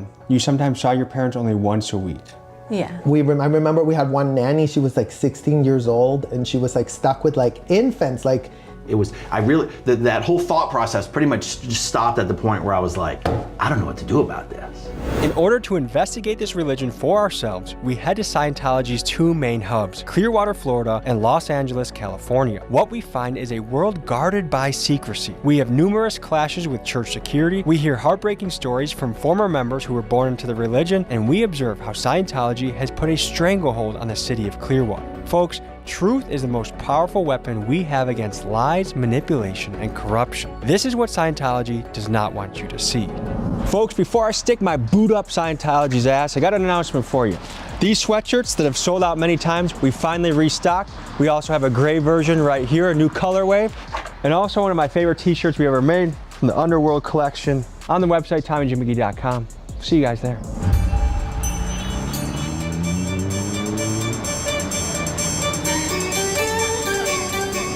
Between Clearwater and Los Angeles, this is where Scientology is primarily located. We're going undercover to start this operation, and we'll be boots on the ground here in Clearwater, Florida. These guys get $50 a week. Yeah. They need a union in Scientology, huh? It feels like we're in like a nuclear testing town, almost. But look, like the Scientology people on the roof right there, maybe trying to sign $1 billion contract to Sea Org for $50 a week. I have been helping people who have been abused or defrauded by Scientology. This is Mark Bunker, a journalist, activist, city councilman, and Clearwater resident who spent over 2 decades fighting against Scientology. While many others would fold under the harassment and intimidation campaign that the church used on him, he has refused to be silenced. We pick him up and drive around Clearwater, and he helps us navigate Scientology's territory. Is there a place where they're a gathering place where they want to bring me in to tell me more about it? There's a welcome center.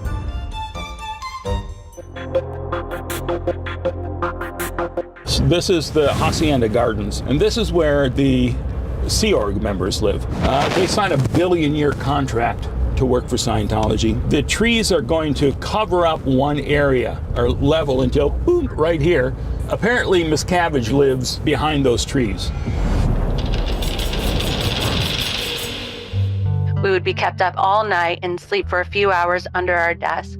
Basically, any little sense of joy that you had, there were people marching around trying to take it away. My name is Jenna Miscavige, and I was born and raised in Scientology, and I left when I was 22 years old. This is Jenna Miscavige. She was born into Scientology and is the niece of David Miscavige, the man who seized power of the church in 1987 after L. Ron Hubbard died and has ruled the church with an iron fist, allegedly, ever since. This is kind of like if Kim Jong-un's niece fled North Korea, lived to tell the tale, and we got to interview her. In Scientology, her life was tightly controlled. She endured intense indoctrination, physical labor, and emotional manipulation. Here's what she had to say. When I was 9 years old, I did what Scientology calls a purification rundown, where I had to be in a sauna for 5 hours a day. Yeah, and I would get like bloody noses even, but you have to keep going until you achieve whatever it is they want you to. Like, you have to voice something that's the result of that program, or else you have to keep doing it, basically. My name is Serge. I grew up in Scientology. And after surviving a period of horrific neglect as a child, the church began to groom him to be a rising star of their auditing team. Auditing, by the way, is one of the main exercises of this religion. It's the practice of someone getting relentlessly questioned until they are able to release painful or traumatic thoughts that they may be holding on to, believing that once they do that, they can free themselves of this negative baggage they are holding on to. This is his account of what he experienced. The kids go from the very bottom of the org board, which is like the maids, the ones that are like 14-year-olds doing the beds of the adults that are booking rooms at the hotels, right? They recruit all the little young ones because they can have them do anything. As a 12-year-old, basically, they put me into full-time training. So I was basically studying full-time. In Scientology, they would just call it an auditor. And then at one point that switched where I changed to be training to be the person who trains auditors. This is Aaron Smith-Levin. His mom got him into Scientology at an early age, and after being pushed to drop out of public school at only 12 years old, he spent most of his waking hours working for the church. Now all grown up and free from the cult, he is one of Scientology's most active critics, known for his YouTube channel Growing Up in Scientology. I worked full-time for Scientology from the age of 12 to 26. I was taken out of school to work full-time for Scientology. I never went to high school. I don't have a diploma or anything like that. Aaron's brother and I become like these like child prodigies that David Miscavige and Shelley were very obsessed with because we completed the metering course and got a license. We were the first kids that were able to read the e-meter. For reference, an e-meter is a sort of primitive lie detector that Scientology uses during auditing sessions to see if you are telling the truth. If an e-meter indicates to an auditor that you may be hiding something, even your darkest secret, you will be questioned again and again and again until you reveal that thought. Perfectly on a video and get a pass by Shelley Miscavige, which was like the biggest deal in the world at the time. You weren't just born into any family in Scientology, the Miscavige family. Of course, in attempting to get both sides of the story, we sent multiple interview requests to Scientology to speak to David Miscavige or a media representative. But due to the disastrous feedback they get when they do speak publicly, the church quite simply does not do interviews. In fact, David Miscavige has only done one interview with a journalist, with Ted Koppel back in 1992. You realize there's a little bit of a problem in getting people to talk critically about the Church of Scientology because, quite frankly, they're scared. Oh, no. No. And since then, and for over 30 years, he has been radio silent except for totally scripted and bizarre Scientology-made media that looks like this. Whatever you have heard, if you haven't heard it from us, I can assure you, we are not what you expect. For a man that rules Scientology like a big tough guy, little David folds like a lawn chair when it comes to any sort of accountability or questions from the public. But there may be a reason for that. Here are some of the allegations against David. You have written a whole book about your son, and you've called the book Ruthless. Yeah. A very, very aggressive style and a tendency to violent outbursts that are physical in nature.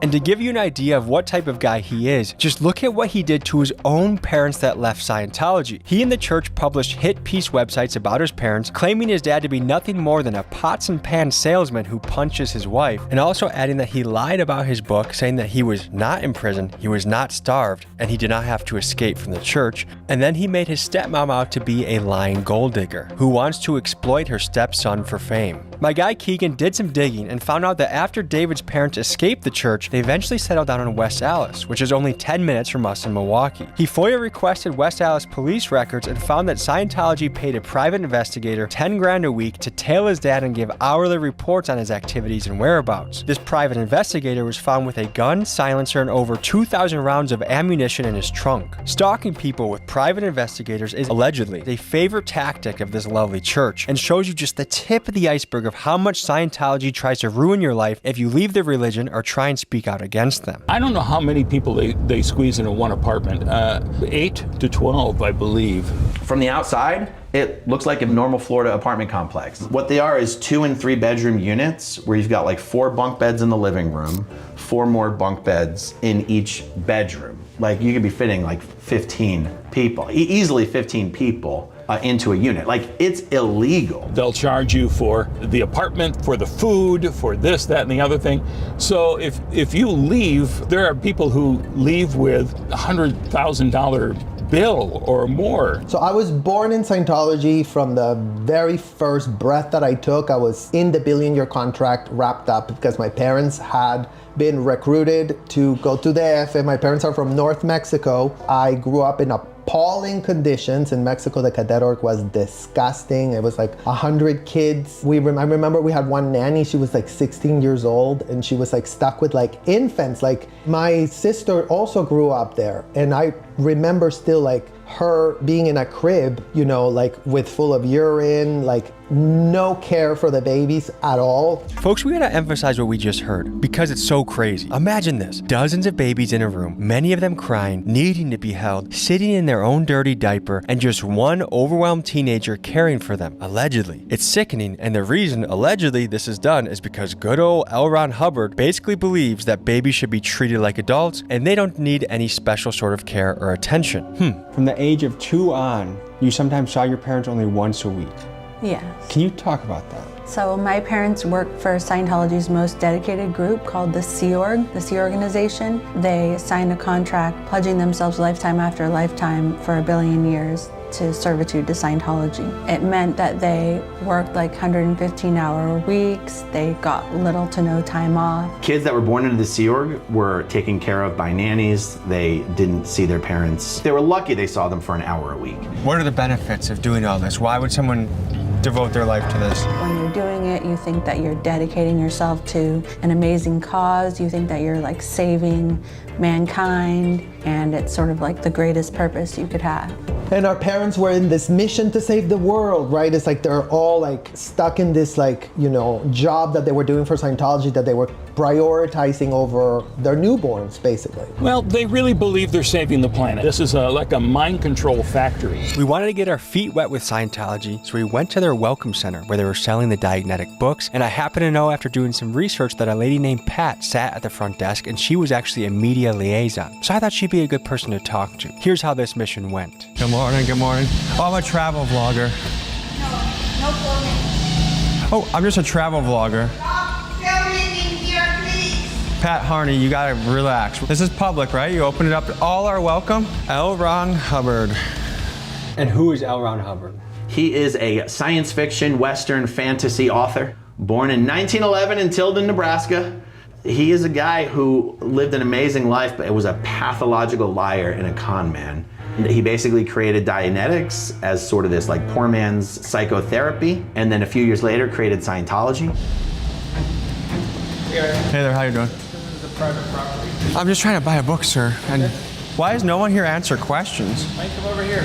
Can I buy a book first? Private property, you can, but you can buy it out here. Are you like a leader here? Can you please come outside? Are you a Sea Org member? Can you please come outside? I will come outside if you can answer like 3 questions. I would love to come outside. Come outside, please. This is private property. Hey, L. Ron. All right, Pat, have a good day. I wish we could have talked more, honestly. Hey, guys, they're not really open to the public anymore. We have their Agent Smith coming. Can you come up? Oh, no. Agent Smith, what got you into Scientology? Oh, sorry, I'm just... Can you watch out, sir? Hold on, I'm standing still. He's taking a picture. I'm trying to pose. I don't want it to be a blurry photo. The Hacienda Gardens, what time do you think I should be by later? Like, do you guys do cookouts or anything like that? Yeah, something like that. I bet you guys would actually enjoy... Check out our website, check out our TV channel, okay? Fantastic. All right.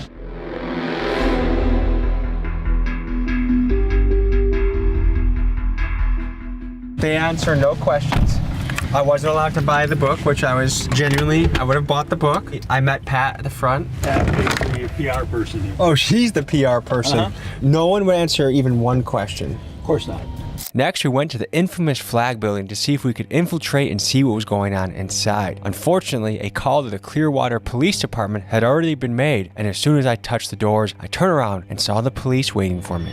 Looks like the police may have been called and are following us. There was a call on a van, a suspicious vehicle, so. A suspicious vehicle? You guys can film all you want, but just don't antagonize them, I should say. Otherwise, they're gonna do a criminal trespass on you.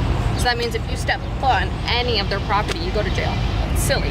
But right now, I'm really just trying to talk to one Scientology member that I'll answer. Good luck.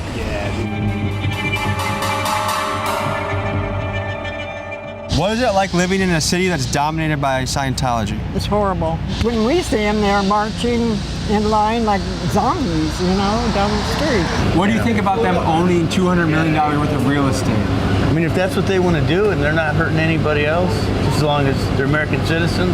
Well, they bought that whole block, 2 blocks, I believe, and then across the street, too. They pay their taxes. They're tax exempt. Well, I disagree with that. Elon Musk needs to get on that. It needs to be looked at, investigated, and someone to make a good decision on that, and that's going to be President Trump. Nobody knows anything.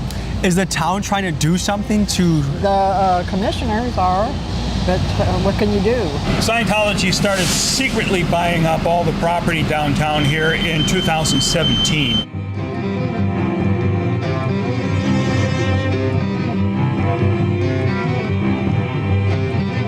I was working in the hotels, I was doing demolition, I was doing construction, I was doing HVAC, and I was there with several hundred kids from all over the world. I was working 7 days a week, 8 o'clock in the morning to 11 o'clock at night, 365 days a year for 4 years. So a lot of it was training, a lot of it was cleaning, and we did like laundry and clean the rooms of executives, so they would like inspect with a white glove to make sure that we didn't miss anything.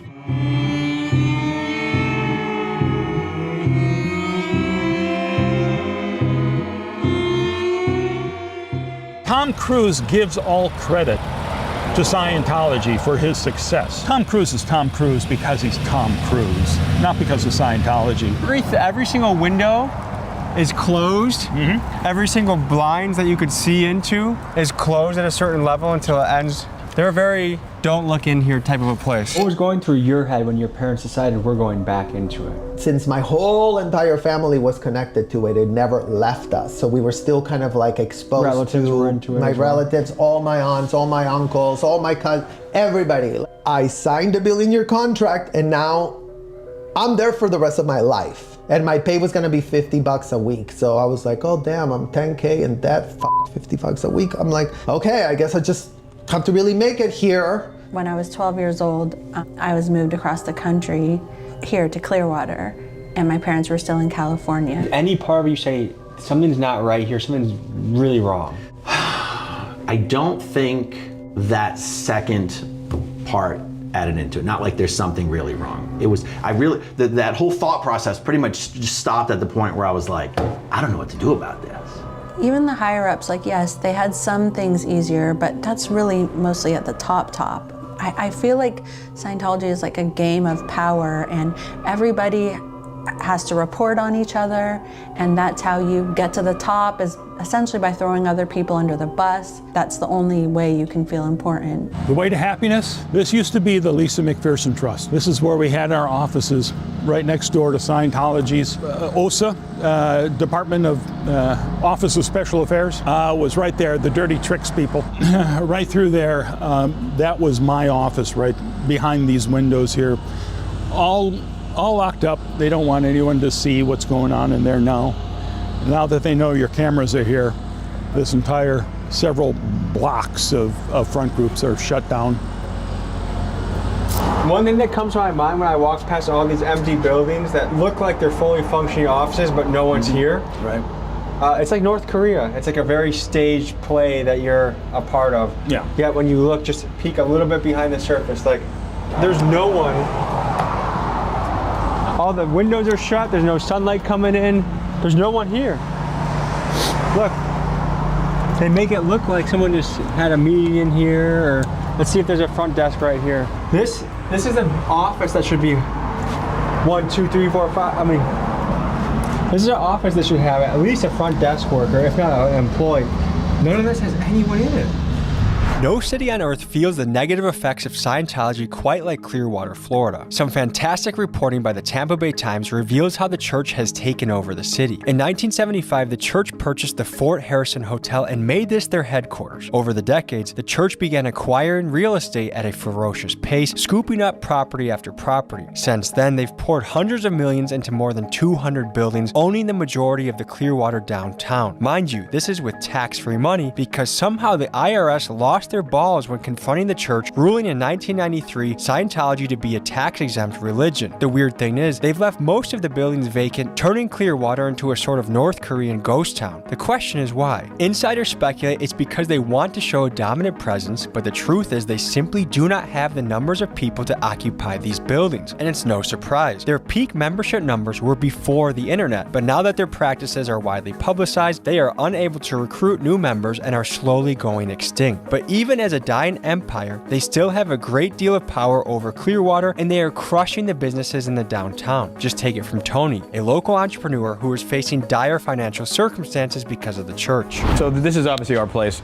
We start off with the Nash keys, and between like bureaucracy and stagnation, we had harassing phone calls about us not being part of the community, to get out of the town, even death threats later. But it took us 3 years to get these places open, 1.5 years of permitting. More walls than you can imagine were being put up for us, but we got open. When you say death threats, tell me more about that. Death threats meaning like poisoning, harassing, to get the f out of the town. That someone tried poisoning you? No, they allude to that they're gonna poison me. Describe what's happened to this block over time and how Scientology has impeded local business from thriving. The way they actually affect it is that the negative stigma that has on it, the overbearing control and presence that they portray. They like to portray like a sense of unity that is disheartening to most of the community. Is that their bus behind us? Absolutely. They're more organized than our government. And their bus windows are blacked out. Yes, they have very weird things that they do. I've seen a bunch of strange things. This is it. It's a two-story club. It is nice, and in the evening times, I've seen this place just booming. If you want to fight against the empire of Scientology, come into this local business, spend some money, get a cigar, get a drink, and meet this handsome fella right here. Let's take back Clearwater, $1 at a time, like you just said. Do you remember what feelings were going on in your head as a 5-year-old that led to the paint thinner? We had no one to go to. Like, there was no adults around. Like, all the adults were compromised. In 1986, L. Ron Hubbard ends up dead, and because they had seen that a lot of people had left the Scientology because they were treating them so horribly, they would always come back with this amnesty. We're gonna forgive you for all the suppressive acts you committed. If you come back, if you write them down, then we'll forgive you, and then pretend they didn't happen. So that's when my parents got roped back in. They said, you're a suppressive because you blew because your child almost died. Oh no, we're gonna forgive you for having left without permission. To really see what's going on in Hacienda Gardens, we got a drone operator that's gonna be able to show us what's happening and also show us their real estate holdings. Nice to meet you. Hey, nice to meet you. Big fan. This is crazy. Did not Appreciate expect you, this man. today. Oh, if you could go over to where the pool is, then that will help orient me a little better. It's like if you want to turn around? Yeah, straight up there. Yeah, and go to the end. That was where. Right here? That was yeah, Dave's? the end one, yeah. And my mom. That was the And that penthouse ending. suite there? It was just 4 condos, and there would always be a security guard posted, sitting across the way looking. It actually won't let me go lower. That's weird. Do you think it's a blocker? That's the only thing I can think of, because it'll let me go up, but it won't let me go back down to where I was. Interesting. It's really odd. And you lived in these apartments for how long? For about 4 years. I lived here for a few years as well. Really? Yeah. Do you remember which block you lived in? Multiple blocks, but one of the last ones was this one right here. And you really can't get out unless they let you out. Like, we would have to come out and tell them what we were doing. Like, if it was on one of the mornings where we would do cleaning, and if we wanted to, like, go to the gas station or something like that, we'd have to Like, even going for a walk that's outside? the thing, like a normal apartment complex, you know, the magnetic doors, you know, like if you have gates and magnetic doors, usually You can get out. You might need a key to get in. You cannot get out of this apartment complex without a security guard letting you out and opening the gate. Is that D block? Why can't I read it? Yeah, that's D block. Okay, so I lived here in D block. Yeah. Like so towards- interestingly, they actually turned the camera away from us. Oh, that's weird. Anyway, so I lived at the end of D block in like the lower levels. They actually had fixed these ones up to be a little bit nicer. Would you be surprised if they had vehicles patrolling? I'm sure they have vehicles patrolling. Is it that? Are they that paranoid? Yeah. I mean, David Miscavige takes his security as seriously as a head of state. The car's getting in. Let's get in.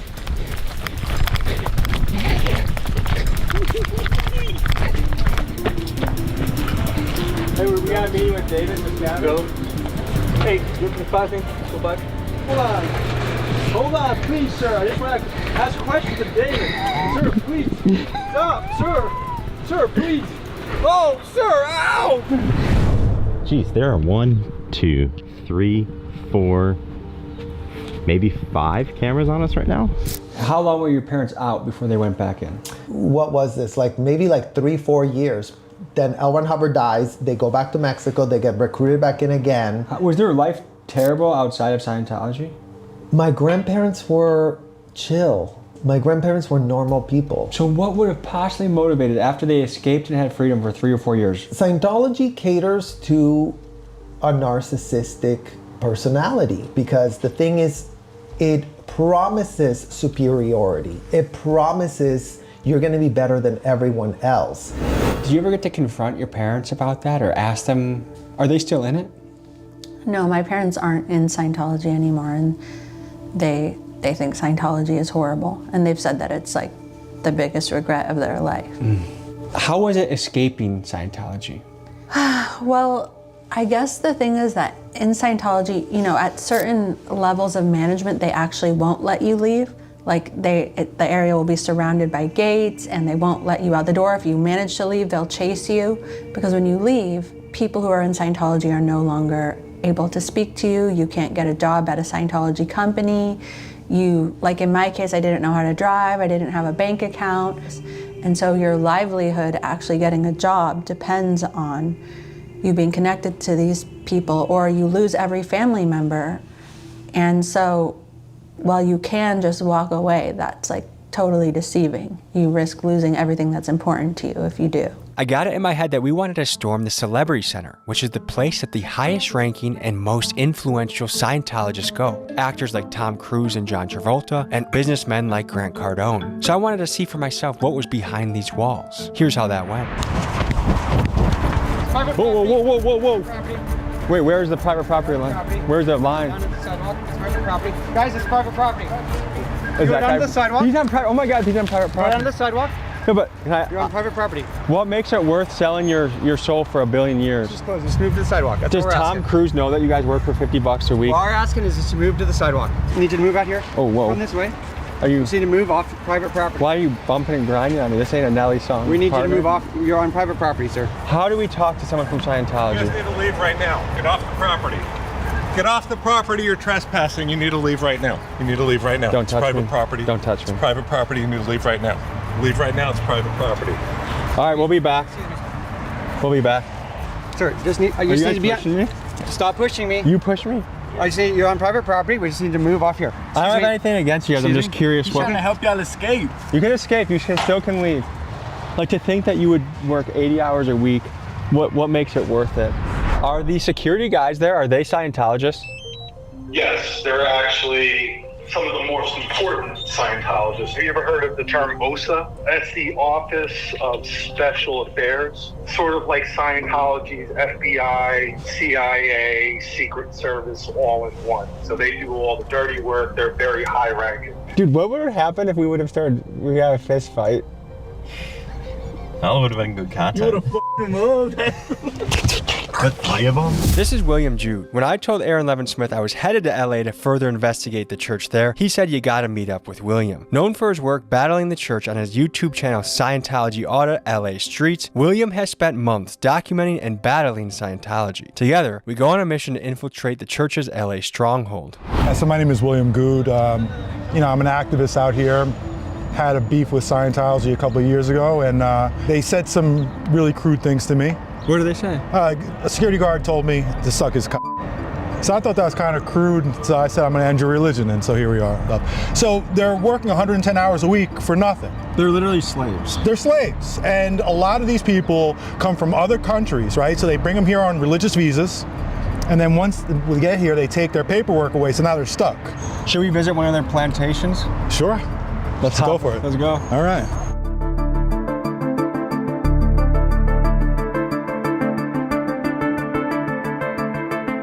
So let's just drive by there real quick so I can just show you how to go about doing it. Then park a few blocks away, and then are you gonna? If you walk in with your cameras, yeah, there's no chance. Because when I come walking down the street, I have to hug the wall so they don't see me. The minute she sees me, she goes, they will literally run in there and close the door. We got our guy, Cheddar, aka Texas Buzz, back for another investigative piece. You may have seen him in the sex, money, murder piece in Dallas, where he infiltrated the prostitution ring. Now we're sending you into Scientology, man. Yeah. How do you feel? I don't know too much about this, so we're just gonna go in there and be genuinely curious, like what's going on. I think that's the perfect approach. It's gonna be similar to the Clearwater bookstore, so we want to get a fresh perspective. So, Cheddar, good luck on your mission. Got you. And no tortas on the way there. Just make it straight to the wall, I got okay? you. Go get him, Cheddar.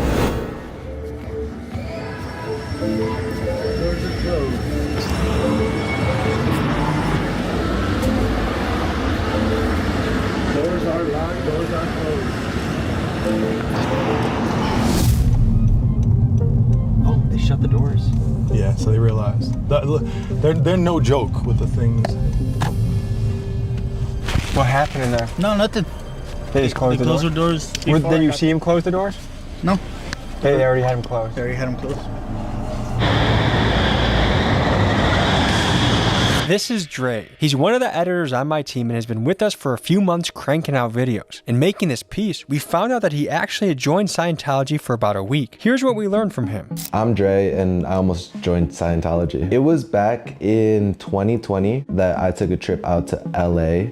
Being in the area, you always heard about Tom Cruise talking about Scientology. So it was one of those stops I wanted to do. I was just on a regular touristy trip. I was looking at the stars, and then they got people in suits always just walking down and forth closer to the Scientology building. So that's where they got me. Initially, when you go into that building, they have their showroom. So that first half that I stepped into was the museum part, and they have posters, TVs, small little like segments of like who they are. And then once you go into the back room, it looks more of an office, but like higher end office. They have their cubicles, they'll bring you into one of their cubicles and start talking to you. It felt like therapy. The whole time they're very personal, so they're always looking at you. It feels like they actually want to get to know you. We were in there for, I would want to say like 4 hours. They emphasized me coming back. And they kept on saying like, oh, well, how long are you here till? You know, could you come back tomorrow? We can like do more things. So they took me from the initial consultation, I'm gonna call it, and then they pitched me the, well, you know, we think you'd benefit from this first seminar, which is this book right here. I got this book during that seminar. So if someone was leading the course, they showed us videos, we talked about it, they made us like write, so it was a full blown, you're interacting with the person teaching us and then the videos they're showing us. Was that the last time you went? Like, did you ever return to Scientology? I never went back, but I know that I continuously get emails and I still get letters sent to me. Is that Jennifer? Jennifer Crosshauer. She's like their main. I just pull up to their work. That is Jennifer. That is Jennifer. Should we talk to her? Try to. The lady William spotted is Jennifer Krauskopf. She is Scientology's chief legal officer, even though it's unclear if she even has a license to practice law. She's the one in charge of things like getting restraining orders on protesters and personally signing all legal documents between the church and the city of Los Angeles. We jump out on foot to try and speak with her. Jennifer, can we talk to you a little bit? How's the Sea Org treating you? We can help you get out if you want to. Jenny! Stay off the property, you're trespassing. Where does it start? Nope. Can you tell me where the line is? Private property. Let's go. Let's go. Get out of the property. You're trespassing. Yeah, you're fuck out. Get out. Don't push You're the- trespassing. Where's the line? Okay. Where's the line? Pepper spray. Now you get out or I'm gonna use it. That seems like a crime. Yes, go ahead, report it. That's a little pussy move. See, that was easy. A real man wouldn't need pepper spray. I would love to see the inside. Has any footage really been captured on the inside? Through the windows, but every time we film through the windows, they try to prosecute. You notice something, no windows are open, right? Shades are down everywhere. So with the internet, it's almost impossible for them to recruit. Yeah. Before the internet, when information wasn't exposed, it was a cool hip Hollywood thing. All the LA people were doing it. Monkey see, monkey do. But that ship has sailed. Yeah, the Celebrity Center, the reason they bought the Celebrity Center is that was gonna be their main recruiting spot. That's where all the stars are gonna come hang out, and you know what? I wanna be part of that. That's cool. And they give acting classes there for free? Hell yeah, I wanna go there. Little do you know, it's not really an acting class, you're just being recruited in. But now, because of information, all the younger generation knows. They're like, oh no, that place is a cult. What was the moment that drove you to the point where you said, I gotta get out of here? It's hard to just say one moment because so many things happened throughout my life, so many things that were horrible, so many things that should have been the moment. But it was after a period of time where I had been on a Scientology mission that was in an area where it wasn't as so rigid as the base that I had returned to after, where they weren't letting people sleep. They were like, if you were to fall asleep during an L. Ron Hubbard lecture, they would make you they would first embarrass you in front of everybody by screaming at you. And then they would make you scrub the dumpster with a toothbrush. And we weren't having any time off at all. So it was just getting more and more strict. What made your parents leave? They were at Scientology's international management base. And so they were witness to a lot of things that were going on there, including my uncle David Miscavige, who's the leader of Scientology, like physically beating staff. Like punching him? Yeah, like punching in the face. And my parents themselves were separated from each other for many, many years. This is a loaded question, but do you feel robbed of your childhood? Yeah, actually I do often feel that way. I mean, I don't go around being angry at it all the time. There was a period when I first came out of Scientology when I was angry at certain things that happened, but honestly, once I became a mom, I actually started to get a little bit more angry about my childhood because I didn't know. What's your prediction about the future of Scientology? These stories of how Scientology treats children are going to come out more and more, and people are going to be disgusted by them. So I feel like the more stories that come out into the public, the more, whether it's a legal battle that takes them down or just like a public relations or both, it's like nobody will join, they'll eventually be bled dry, and hopefully they have some legal battles that they lose as well, and it all comes together. To show you how full of lies and manipulation this church is, just check out this 911 call they made on us. Hey, Northeast Unit 45906, just left 1306 L. Ron Hubbard Way, Church of Scientology. CPR can direct to suspects 45 male whites. No further suspect vehicles.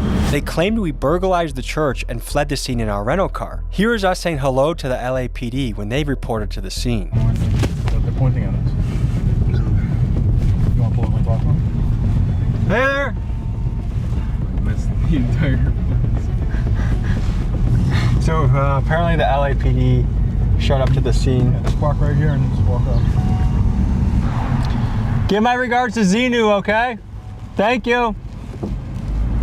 One thing to question is this. When there are repeated calls to a location like there is with Scientology, typically a city will label the property a nuisance property, which means the property in question must correct their issues or face legal action from the city. So why is it that Scientology can blatantly lie, allegedly, and disproportionately use city resources without repercussions? And keep in mind they are doing this as an entity that does not even pay taxes. Alright folks, that was a look into the world of Scientology. If you'd like to see more of William's stuff, his Instagram and YouTube is tagged in the description. Thank you guys for joining me on this journey. Don't join a cult. We'll see you next week. And my final thoughts is I send my regards to David Miscavige. Peace. Folks, after seeing all this, you might be wondering a few things. Like, number one, why in the fuck has the FBI not kicked down this place's door, raided them, and gotten everyone responsible for child neglect and the other insane behaviors allegedly arrested? The other thing that comes to mind is how in the God's green earth is this place tax exempt after amassing a multi-$100 million real estate portfolio? I guess I'm gonna start my own religion so I can get rich too. Folks, I don't have all of these answers, but what I do know is this: if you send me other leads to cults, churches, people that need investigating, I will go boots on the ground. So send me leads to TommyGMcGee123@gmail.com and I will report for duty. I love you guys. Fuck Scientology. They are? Do you know who they are? How many times a day do you guys have a moment like that where it's like, oh no, are we about to get into a shootout? A lot. 26 defendants have already been arrested, including the top two ranking members of both groups. Police still looking for 22-year-old Kari Kelly of Decatur.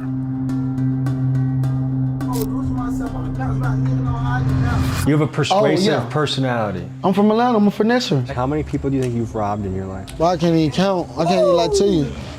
Woo, Over 100? Probably more than that. So what are the most important possessions to have when you're on the run? Perks, weed, money. You need some peace. You gotta have that. You gotta have that solid spot. Twin, what's it? Look at that, man. I don't know. Bro. Man, the East is just it's a war zone right now. You feel what I'm saying? So Is that where we are right now? That's where we at right now. We're on the East. In this episode, we spend 48 hours on the run with wanted fugitives RX Yano and La Gutta. Yano recently spent 2 years on the run before beating a murder charge and a murder for hire case. Murder, assault, robbery, and carjackings. Some of the violent crimes Gwinnett County investigators say 26 alleged gang members carried out across metro Atlanta. Police still looking for 22-year-old Kari Kelly of Decatur. And today what he's wanted for is a long list of offenses, including a countless number of alleged armed robberies. Bro, I ain't gonna lie, bro. We done robbed a nigga every day of July. His trusted partner, La Gutta, is currently on the run for what some say is the most serious crime a person can commit, and he allegedly may have done this in another state. Today, we explore what it looks like to be on the run, how someone has to think and operate, and what they do on a daily basis to survive and evade capture, and we do this all in the wild streets of Atlanta. So stay tuned for an episode unlike anything that has ever been uploaded to YouTube. Man, I can't talk to her twin. She tired of a nigga, bro. I'm tired of this shit, bro. Fuck, bro. Hey, bro, I ain't gonna lie to you. I'm tired of this shit, twin. These niggas keep trying to catch a nigga ass down bad, twin. God, like, twin, this shit is annoying, twin. Tired of this shit, bro. On my mama, bro. But we gotta get straight, twin. No cap, twin. We just gotta get on in the morning, twin. We gotta go hit for them bags in the morning, twin. Yeah. Then we just gotta goddamn put their money up, twin, so we get you a lawyer, twin. No cap, twin. Fact.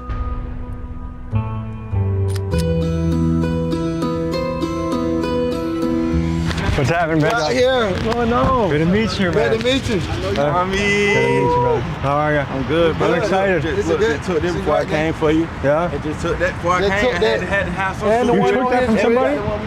We just took out 3 of these plain Jane. Watches in the chain. My brother back there got the chain on. We just Good to meet you guys. videos. You guys just engaged in a theft operation before you came here? Yeah, take down. You know I had to put it on for you. We went to sleep at like 6 in the morning, then wake up to 10:37, then get haircuts till 11:40, then rob the nigga until like 12:45. Soon after we robbed him, you said, I'm here. What's your name? My name is King Slime Ariano. And what are you on the run for? I was on the run for they murder for hire, RICO charges, not be the murder, you feel me? And what were the RICO charges for allegedly? The RICO charges are for murder, robbery, car theft, gang violence. It was a group case, so once I got in there, you feel me, everybody already took a lot of charges, you feel me? So once I got in there 2 years, a year and a half later, they didn't have no evidence to stick to me. So only evidence they had to stick to me was me. Like I told you, he got the arts on his face, I got the arts on my face, you feel me? That's how that shit works, you feel me? Once they start doing that shit, they start denominating shit. Right before I got in there, 2 of my charges got dropped. So when I got in there, bitch, and I went to court, 2 of my charges got dropped and I had the gang charge. So when I only had the gang charge left, I started going to court more and more and more and more. But when I went to court, they gave me goddamn a 5-year probation plea, and I just took that and got up out of there. A lot of you may be finding Yano's story hard to believe given that he's so casually talking about his crimes and showing his face. But here is a news clip about Yano's RICO case. 210-count gang indictment, including allegations of murder, robbery, carjacking, and terroristic threats. Police say they arrested more than 24 accused gang members. His alleged gang, RX, which he and Gutta have tattooed on their face, is one of Atlanta's most notorious cliques and is named in an indictment for crimes like felony murder, armed robbery, carjacking, and terroristic threats. Almost everyone in Washington is say, why aren't you covering your face? I don't give a fuck. Tommy, they gotta do their job. You hear me? Like, Look, Gutta, Young Demon, and I'm on the run for a murder out of Virginia. I've been running since I was like 16, in and out of jail since I was 14.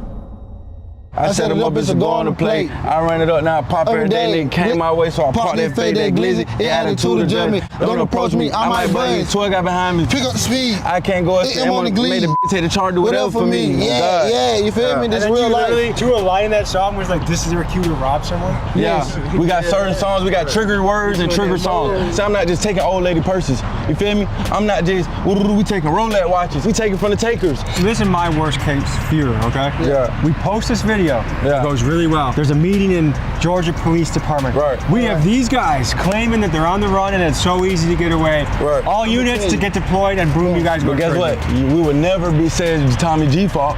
Guess what? We know what we do, we know what this shit come with. You guys are aware of how terrible the conditions are in Georgia prisons? Yeah. Avoiding going to prison is obviously a factor that would encourage guys like Gutta and Yano to stay on the run, but this applies especially in Georgia where the prison system is particularly dangerous. In some prisons, there are extortion and torture gangs patrolling cell blocks with crazy knives and weaponry, and they even make some inmates pay money just to be allowed to sleep in their own cell. In fact, it's so bad in the Georgia prisons that we will be releasing an entire documentary dedicated to the subject, but for now, back to Gutta and Yano. Hey, what's the plan? We're finna go out here, going right here by the message so I can see if we can record right here. Okay, what happened? What went wrong back there? I'm finna tell you when you pull it up. Okay. I just bringing me out. I'm finna tell you. Okay, sounds good. You got my location. Okay, cool. I would imagine being on the run, there's a fair amount of paranoia that comes with it. So I don't know what exactly happened, but apparently enough to want to move motels. Without explanation, Yano had everyone leave this motel and head to another one nearby. I wasn't sure what was going on, but I had a suspicion that ops were sighted and that it was no longer safe for us to be there. I thought he was saying somebody dropped the location to where we're going to meet up with all the guys. Exactly. Yeah. So do ops know where you're f***ing staying? Why the f***? What he's saying right now. It turned out someone in Yano's crew had posted our location to an Instagram story, so Yano had us leave the spot because of the security risk to us. Once the coast was clear, we went back to the original motel. Tommy, did the spot right here? My brother. It's going. Yeah, lock that bit. We smooth though. So how often you guys sleeping in spots like this? Shit, down there every day. You're on probation right now? Probably. Yeah, probably. But I don't check in for that shit. A lot of people be f***ed up out here because they burn all their bridges with people, you feel me? If you in the streets, you cannot burn your bridge with every fucking body. Cause when time get hard like this, your ass gonna be f***ed up, you feel me? When I went on the run, his cousin stayed across the street from me, goddamn, I was selling them perks. He called me in the morning, he was like, hey twin, it's a goddamn Mitsubishi on the side of the house, twin, and the black Durango been running around all morning, twin. Come here right quick. So when I come outside, walk outside, twin, I look on the side, I see the car with the white man in there and shit. I'm like, what the fuck? I'm like, well, fuck that, but I can't go to jail. When I took off, goddamn, I got in the goddamn U-Haul truck. I shot right to Baytown, Texas, like 30 minutes outside of Houston, and I stayed there. Real quick before you keep going, just wipe the corner of your mouth. I'm geeked out on Percocets. You are? Yes, geeked out on Percs. You see what it says? Why do you guys do so many Percocets? Shit that we done had to do out here. Dude, make you shit about not head think. fucked up. We need to be numb sometimes because be a lot of pain that come with this shit too, bro. Do you feel like you guys have caused a lot of your own pain? Yeah, hell yeah, a lot of self-destruct. What makes you feel like robbing people or doing things like that is your only way to put food on the table? It's more than just robbing people like that, but even with just that, if that was just the everyday thing that I chose to do every day, I feel like, yes, it's what I gotta do because I'm on the run. I'm not trying to go back to jail. I'm not trying to have my mama having to worry about bail money and putting money on books every day. I can't afford shit like that right now, you feel what I'm saying? Everything look just so bad, and my mama gotta see this shit. You feel me? Everybody know my mama from where we from on the west side. What does your mom do by then? My mama's a school teacher. She's a school teacher? Yeah, hell yeah. My mama came a long way. And where was your pop in the picture? He died 2018. Was he in your life? Yeah. Damien, I don't even talk about my real father, cause like, yeah, he did too, you feel me? But like, I wish I could talk to him and tell him a lot of shit. So now, when, like I love you, shit like that, basically what I'm trying to say, like. And I want to speak on that too, like, long live my stepdad, bro, like, shout out to all the fathers who step up, bro, because I got a real dad. My real dad is still alive. My stepfather died, but my stepfather raised me. My daddy since I was young, so I looking like a real dad, like he said, like, and it's a lot of shit, you know, when you having a stepdad, y'all go through that, like, oh, you not my real daddy shit and all that, but at the same time, when they go, that shit'll hurt you, because you'll realize, like, damn, that was the only person who stepped up for my mama and her kids. Literally. You feel me? Because a stepdad, you gotta realize, that's a man who goes into a village. It's a woman who got kids with other men and already got, you feel me? My mom already had 3 kids. His one, you feel me? So it's like, my dad and my stepdad, we respect our stepdad. That's why we shout out their names. We're gonna forever long live them, you feel me? Describe your childhood. Shit, I had a good life, bro. My mom had that shit put out for a nigga, bro. Like, I was originally born in Richmond, Virginia. So like, that's where that shit come and play with me having a situation out there. I originally born out there, you feel me? My mama plan was my whole childhood for real was her trying to get us out of Richmond, Virginia. You feel me? Because in her eyes, that's worse than Atlanta. You see what I'm saying? She not realizing though, like, my son can go to Atlanta, has to grow up here, and it could be the same situation. You feel what I'm saying? Like, at a young age, I want no bad-ass kid around the house, cussing my mama, I f you, bitch, shit like that. Hell nah, like, I was straight, and I was bad as hell in school, and I was in the streets. Like, that was different. Like, me and my siblings, like, that's the sibling I am. Like, you feel me? You know how there's always that one person in the family? Like, that's how my family is. Like. Can you explain the 2 guns on your face? The 2 guns on my face come from 2 people I don't like. It's a Glock with a 30 and a pep. You feel me? So goddamn, that's what's on my face. Everything good, John? This is sketching me out a little bit. You see? That's your security out front? Yeah, the 4 right there, they good, but we trying to see what other folks see. Should we go check it out? Nah, we good. We'll go out there. People will be like, oh, you're good, you're with us? I know that. I know that a lot of people say that, but we got fullies out there. Stand on it, but we're gonna stand on that because get what? Nothing that we got going on got to do with you. This is part of being on the run, I would imagine, is a little bit of a constant paranoia. Yeah. You gotta understand, we ducking. We ducking the police, ducking the ops, we ducking the feds. And this shit that my brother used to warn me about. Are you guys gonna sleep here tonight? Yeah, you know that. You know that Tommy shit. You know that. See some of them, about 5, 4 of them gonna be in this bitch too. We all gonna make it work. We gonna be like this. Move, nigga. Move, put your feet off me. And me and my brother Will f***ed up. We had 50-cent cakes. On God, and we was on the run, so I had skipped like 3 states. On God, I was on the run. My brother had B-hit case. No cap. On God, and I'm on the run, and I don't give a f***. I'm gonna do the race. Is this unrealistic? I guess maybe there's 2 types of fugitives. There's the guys that are burning candles at both ends, like these guys that I rob people. Hell yeah, I did. I'm gonna do it again and again and again and again, because that's how they make their money and that's how they live. And maybe that's just representative of the mind state of a guy that does rob someone every day of the month, is that they do want to show their face in interviews, music videos, and documentaries like this. To see how Yano became the man he is today, I wanted to learn more about his childhood and how he grew up, so we went to his hood to learn more about his origin story.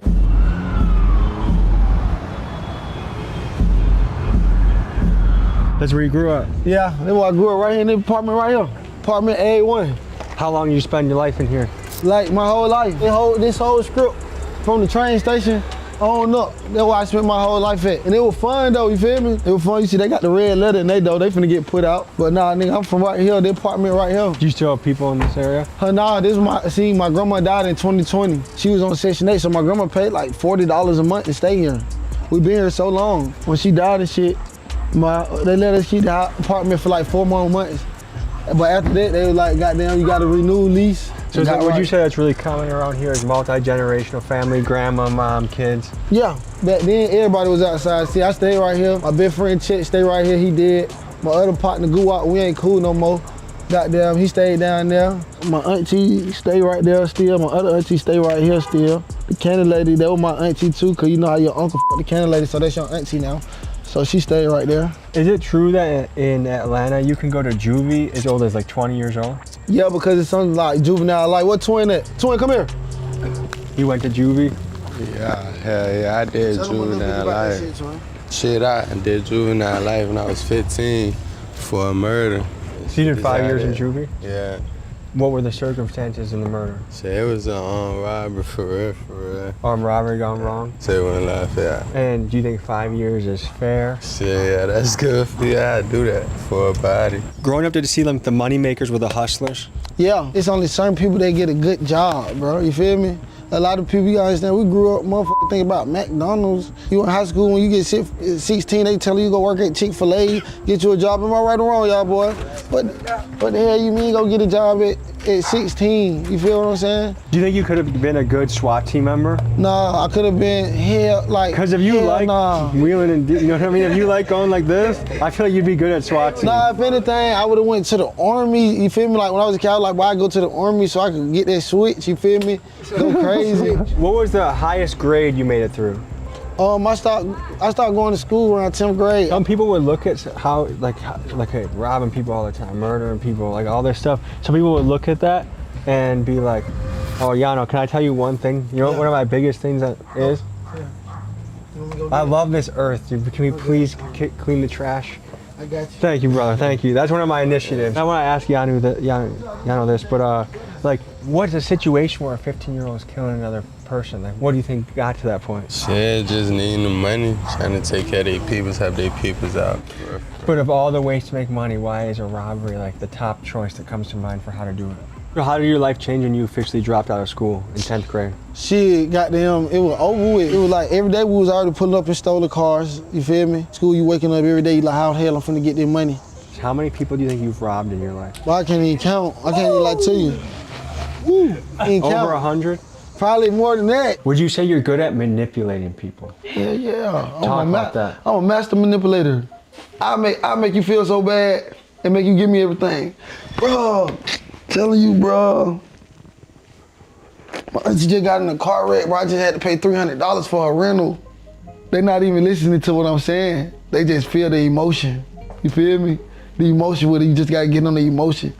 Yeah, twin, bro, God, twin, that shit f*** me up, twin. Oh God, twin, I just need about a zip, about 5 purse, about $200, twin, real quick, twin. So I'm finna go shoot a nigga, twin. No, yeah, no, gutter, don't do it. I got you, come on, let's go. Huh, twin, they go 200, huh, gutter, they go 150. Here y'all go, huh, they go you perks, y'all just chill, bro, y'all just ride with me today. I got you. Trying to tussle with me, I take the Glock out the back, slap the shit out of me back of the head. Boom! That boy started doing a little gutter. How you had gutter?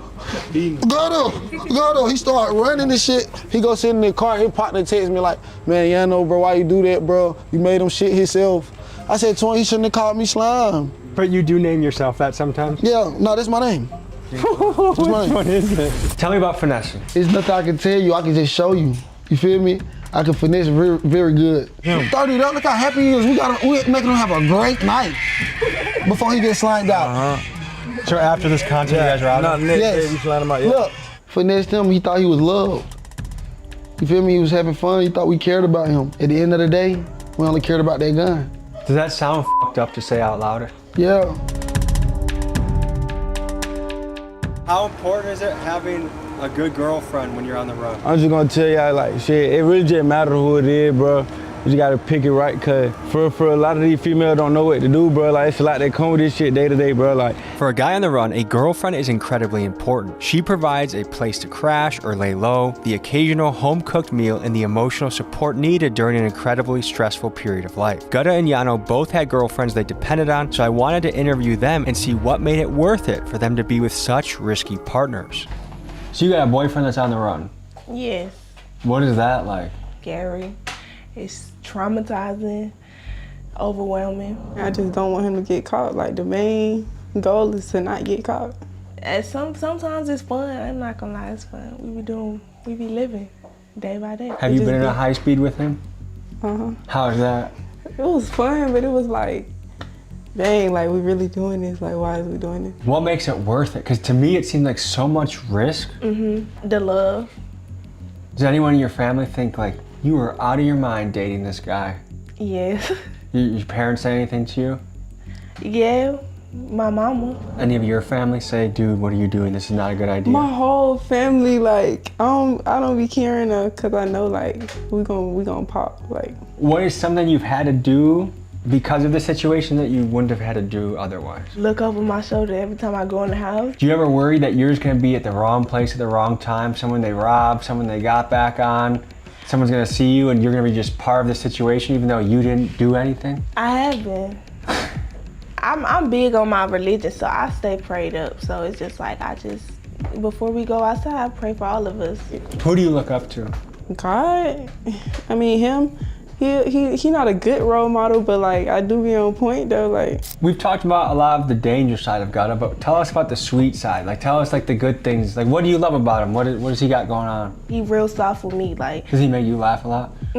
Some of the internet knows about Jaно's more crazy stuff, but what are the lovable aspects about him that make you want to be with him? Oh no, he clingy. Like, I'm not a clingy girl. Like, he clingy, so like it's funny because it's like he really like robbing niggas, taking niggas shit all day. Like, but he still got like a lovey. He lovey to everybody though. Like, he just a loving person. Like, one of them ones. It just, I don't know. It's cool. Does he ever wake up in the middle of the night like from all shit the he's time. done? Yeah, all the time. He jump about his sleep. He sweat constantly in his sleep. Like, it's real bad. It's bad to the point like when he jump about his sleep, I just pray over him and just hope that he go back to sleep because I already know what it is. What's your dream for Jano? Eventually get right. Like, this shit not forever. Like, what's your hope for the future? That one day he just turn himself in. We live life, you know. What if the case doesn't go his way and he ends up spending a lot of time? I don't know. Take it when you get it? Yeah. Let's say Georgia throws a book at him. Forever. Have you thought about, I might have a boyfriend that I have to communicate with in I'm prison? the type of girl, like, I'll stay down, but like, I'm not gonna goddamn like just leave him. I'm always gonna be the type of girl like, I love you and I'll let you know like what's going on, like where we at, you know what I'm saying? With this shit, nigga be psyching out, nigga need their perks, you feel me? All that nigga be ready to coming in after robbing a nigga, get the fuck off me, I don't wanna hold you tonight. Sometimes be like that, you feel me? So a lot of females, you know what I'm saying, they gotta be ready to deal with it. That's why I did, bro. I got my folks here from Virginia. These some Virginia folks. On my mama, they all the way out here in Albuquerque. Richmond, Virginia, but get what, these the real ones though, the real spillers. Did you finish high school? Hell nah. What age did you drop out? 8th. 8th grade? Hell yeah. And summer from 8th to 9th, it's just like a nigga life change, bro. Just like I just start being bad as hell, like you feel me? Like I was just like, it was like I was already bad, but it was like that 14, 15 mark. So it was like I started gang banging, I'm towing pistols. The fuck I like going to school too. I won't think about school. I won't thinking, feel me, how I would think now. Like if I could go back here, yeah, I go to school, but for any kid watching this that thinks this is the lifestyle I want to live, yeah. Can you tell them? First of all, I'm gonna say go to school. See, I just said I ain't do no school prom. All of your mama wanna see that shit, bro. Your little dumb ass out here thinking you doing something. Your mama wanna see your ass on some pictures and shit doing something good now on the news, bro. Cause you gonna run to a nigga like me and I'm gonna take your gun cause you not in the streets for real. If you had enough money coming in, would you give up robbing? Hell nah, cause get what? Like certain shit would still get. Cause we so fucked up, man. Like, God is so fucked up. We might have $1 million. You might come around with 200,000. We might look at each other, walk out the room and start psyching. Like, why did you bring it? What is wrong with him, twin? What the fuck? No amount of money would prevent you from robbing. It's that temptation, man, bro. Come on, adrenaline man. rush. I ain't gonna lie. It's my nephew. How you doing? I've been knowing him since he was squat. And his auntie, his mom and grandmom, always been my best friend. And ever since he was little, he was always coming knock on auntie door. And I always give him me good food. Sandwiches, chip, juice. Heavenly Father, I ask you to just come around this circle. We all family, Father. We all have fell short, sin. And Father, I ask you to just hear these young people's prayers. Hear their prayers. Let them know that you said if 2 or 3 or more in the midst, you'll show up. And Father, I'm asking you this afternoon to show up and answer their prayers. Because you said you'll never leave them nor forsake them. So Father, I ask you to touch their hearts and minds. You heard their prayers, you heard their minds and hearts. That's it. And y'all stay blessed and keep God first. From now on, do not, I don't care what you get into, where you going, how deep you get. Call on the Lord. Part of Yano and Gutter's plan to change their life is to blow up as rappers. So they got a studio session booked and got to work. Slummers that's out, that what I remember. I'll bet she slime around on the gutter. Nigga know how we get up. What the fuck going on right now? That's fun on the back. Slummers that's out, that what I remember. One more time, son. Don't sound right. Nigga know how I get down. Caught 2 more, I was losing myself. Back, nigga know how. Come on, Twin, go. All right, look, Twin. Keep that, cause I see that. I bounce back. I'ma just say, caught 2 more, I was losing myself. Nigga bounce back, nigga bounce back. Nigga know how I get down. Good, I had done spit this shit when I was locked down in the county. He had laid down next to him. The next day, know my young get back. This man look good the first song, so goddamn, you know, we had got into a little bang out with the ops, and goddamn, after that, like 5 minutes later, we were going down Memorial Drive, we had got in the car wreck, Gutter broke your leg, so they been trolling and everything. We been low key, getting back rocking shit, so now we back out, back rapping, finna go hard, so we finna drop this on nigga ass. Can I ask you a really honest question? Yeah. Do you view death or prison as your most likely options in life? No? Yeah, no, I don't really think about this shit like death or jail. Cause I know I can avoid that shit. So what do you think is your most, like, is it blowing up as a rapper? Yeah, I wanna pop as a rapper, and I just wanna be able to goddamn have a voice and to be able to do stuff for people, you feel me? You stayed here last night? Yeah. How'd it go? Shit, same as it always be. Shit, just me and Twin. Get up early, get to moving around, handle business, you know, barely even sleeping for real, like just lay our head down, really rest our eyes. Oh, we're doing an interview with him, sir, is that okay? I'm a rapper. He's a rapper. We're doing They doing my interview. Sorry, you have to leave, you cannot do it here. To really understand the challenges fugitives face on the run, we looked at something simple but essential: being clean and having clean clothes. Without a stable place to live, how does someone handle something as basic as laundry and showering? Being on the run, you might be house to house, couch to couch, place to place, and a lot of times, like when you living like that, you might got a bag. Like a lot of times, nigga might have a bag of clothes. Like nigga might have a book bag. I done had to sit in laundromats for hours. Me and my girl washing all our clothes because we ain't washed clothes and you feel me, in a minute, in two, 3 months. I'm gonna tell you the real. He keep telling them about the cameras. Yeah, no, I'm coming in here. All right, you good? I'm coming in here to wash my clothes. Why the hell you acting like an asshole though? This my parking lot, nigga. You go look it up. You feel me? You ain't gotta do that, nigga. You feel me? Go ask anybody up here about me, boy. I run this shit. But my uncle them own the shop next door right there. Nigga, my uncle own ATL Exotics. My uncle right there in that Lexus, he own the food spot right here. We with all this shit. We ain't doing none of this shit. This shit just for a bigger picture. We just need like 5 minutes just to record a little thing. We be out your way, Twin.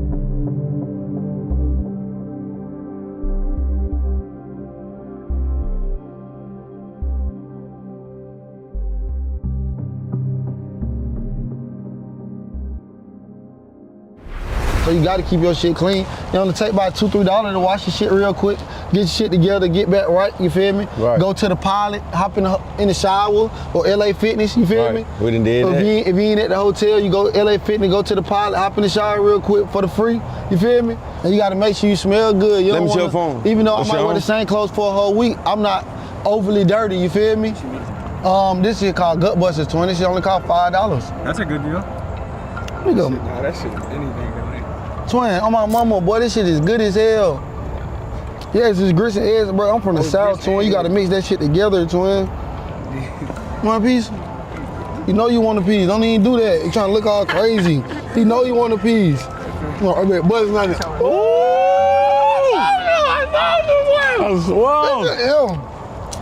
I got on Gutter Girl shoes. That's how bad we be thugging. Mm-hmm. I might be in these shoes all day. All right, let's do a speed test and let's show us what you got. All right, bet. Oh, are we just doing a 40-yard dash? No, we're going to the green. First green cone? Yeah. Let's start. Man, I'm finna leave something there. 3, 2, 1, go! Oh, come on.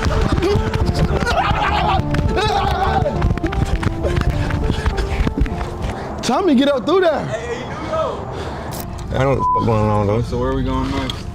We're going to the headquarters. This is not like a hideout. It's just a duck off. It's one to duck off. A duck off? Like a duck off is somewhere where you go, nobody know where you at, but you right up under everybody's noses. And then boom. One young demon, the real one. I went to sleep probably like 4:30 after I had done popped another perk and I had done sliding a little nigga for a little third round right quick. Okay, this Get over all the way over to your left lane. lane. Are we on any perks right now? Nah, I was just finna look at my manager and tell him like, please, bro, I need one. So put the camera on my manager right quick. DJ Slime Ball. He know I need that perk. My leg fucked up. I'm just after, I don't want to go back to jail. It's on God. It's a lot of niggas who don't care. They be willing to go back. I don't want to go back, bro. I'm tired of that shit. I'm tired of swoles, big buff ass niggas. I'm gonna be real, bro. These niggas be scared to talk about it. Yes, you will get your ass beat in jail. Do you think part of it is because the prison conditions are so terrible that people are like, I will do anything not to go there? Bro, a nigga not trying to go to DeKalb County Jail, Fulton County Jail, Clayton County Jail. Like, you gotta understand, Georgia is fucked up all around the board. From people just be talking about prison. The county jails, the juveniles is fucked up, bro. Like, hey, yeah, nigga be thinking about turning yourself in. Nigga will one day, if the conditions right, you feel me? If it makes sense, but I ain't trying to go in there, bro. It's a jungle. My brother just died in prison. They got into a fight in the prison yard, and they were stabbing each other, and you feel me, got the best of them. Right here, July, little July to my brother.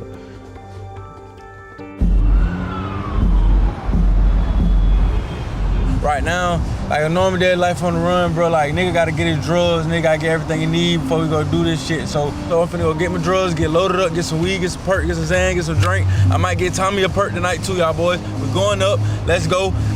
Keegan, I got a question for you. Huh? What % of your income from robbing would you say goes towards getting perks and other drugs? Most of the money go to responsibilities, but also I say most of it do go to drugs, so I'm not gonna just sit right here and lie to y'all like, hell yeah. I gotta understand, like, it be more to it than just robbing. Like, I hit bro for $2,300 a day because I'm trying to get a goal of $5,500. You feel I'm on the run, but if I could try to get a goal of $5,500, cause I'm trying to get a lawyer, I really want to turn myself in, shit like that. You want to turn yourself in. Yeah. The best case scenario for you would be save up some money, get a good lawyer, then beat the case so you don't have it hanging over your shoulder. Yeah, right, and then so when I come out of jail, I could just be reformed. When I come out, whatever I do, I could just be reformed, as in like, knowing I could go head first with everything, like, and put my name on it. And would you say, speaking of demons, would you say that these perks you're gonna buy kind of silence the demons for you for a little bit? The perks, nigga get on these drugs really numb a nigga mind, really numb a nigga brain. I got anxiety from being in shootouts, from getting grazed and shit by bullets and I just broke my leg and got in a shootout and crashed March 19th. It's August, they told me I wasn't supposed to walk till December time. Feel me, like my whole hip was out. I got plates and metal rods in my legs right now. I need perks. You wanna go do your thing and we'll... Yeah, I'm about to go get these drugs. I know these guys aren't people you'd want as your next door neighbors, but especially with Gutta, like you do see good, genuine sides to them, but then you also see a history and a pattern of really bad decisions that damage other people. This neighborhood right here, this neighborhood right here got a 60 on me. $60,000? Yeah. Can you move your car so I can get out of here then if we need to? No, we good. I took this old nigga off. You feel me? The first time he tried to put money on my head, right? This nigga gonna try to pay the shooters $1,000, $1,500 up front. Them niggas pulled up on me and gave me the money. This is a true story. How long ago was this? This was when I was on the run last year. This is a true story. Like. And why did someone put 60 on your head? Cause I took off the old head and he got the money. So, you know, he put the money on top of my head. Is that why you brought 6 cars to this area? Yeah. Okay, that makes more sense now. But sometimes I thought we were doing a foolish trap run at first, but now I usually understand. just be me and look Gutta though, but you gotta understand, like, they happy for us, you feel me? Like nigga, you even just see them people in my hood walking past you, damn, nigga got Tommy G out here, they saying it so low. But nigga, they can't believe that your ass in Atlanta. Oh my God, look at what I just saw. I know. Hold on, if I see another motherfucker throw chicken bones out of a window, dude, I'm gonna lose it. I'm not kidding, like this gets me so pissed off, Yano. I got you. Oh, someone else threw their trash out too. I will tell a street hitman, please pick up his chicken bones. Thank you so much. That's one of my big initiatives, you know what I mean? I got you. That's where I stand on business. You see, I still walk to the trash can. I ain't worried. Do it look like I'm worried? You don't look worried. You guys want to meet there? Yeah. Can we show this? Can we show this on the cam? Oh, you can show whatever you'd like. That's all I need to get in my zone right here. That's a Percocet? Don't give me enough time. Percocet. That's a Zan? I was getting you. I need me some more perks. I don't got enough perks. You gotta get some more perks. Yeah, well, I know, Twin. That's what I'm saying. Can't go to the studio, 2 perks. How many perks do you need? You need like 2 more. Like 2 more. How much does a perk cost? $20. $20, you'll buy us 2 Per perks? perk? Yeah. Huh? You'll buy us 2 perks? Perks, to me, perks are like one of the worst drugs you could ever put in your body. That's the first thing I need when I wake up. No cap, I'm not the same if I wake up with no perk. Perks make you feel normal? Yeah, if I ain't on the perk, I'm telling you, bro, I be different. I gotta get up, first thing I do, go in my field pocket, pull it out, pop that thing. One thing I've been thinking about for guys like Gutta and Yano and a lot of these street guys we meet is this weird paradox that to get out of the streets, you actually have to embrace the streets more. It's like a slingshot or a trampoline that you have to go deep in to get a big enough bounce to come out of. And you have to hit this bullseye. Like most people will get tripped up along the way, and to make it out of it without jail, prison, death, that's why they call it the trap. Because most people just don't make it out. They got some things to do. We're gonna see them a little later tonight and see what else they got going on. Creeping when on slide, we 4D geeked up in a hot box. Switching with a 9, he tried to run, got hit his spine. Gutter tripping out his mind, he dropped the window, rapid fire.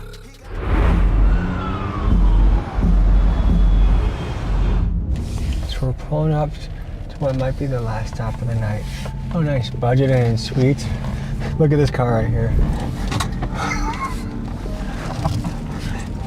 Yep, this is where I would stay if I was on the run. This place sucks. That Indian guy spot was way better. I don't even know where to... Is this them?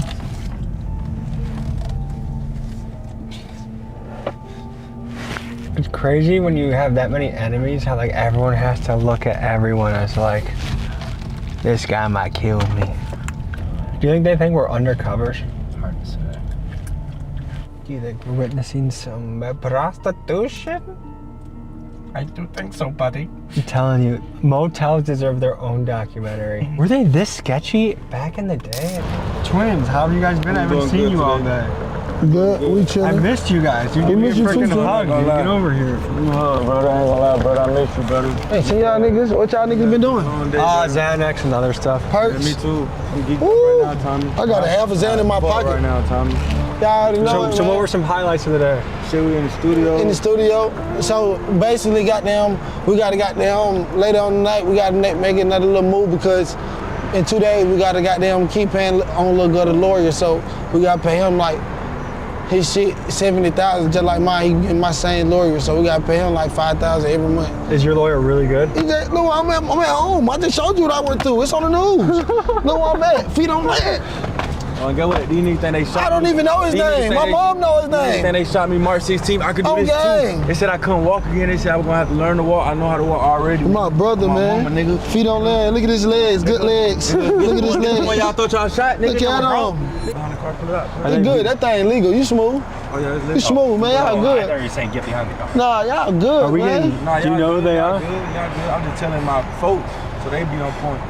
Well protected, I promise you. The niggas ain't gonna do nothing but look. You hear me?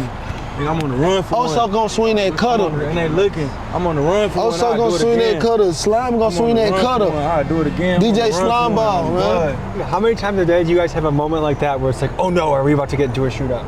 A lot. A lot. And there been a lot of them, they cut Twin. Yeah. Somebody had to pull up on Twin earlier, so look, we in the hood, right? Yeah. We in the hood earlier, like when we was missing you, when we didn't see you, we was in the hood chilling and shit. We had all the we don't never really be outside in the hood like that because we know what's about to happen, but today we was like, fuck it. We was outside. We was outside.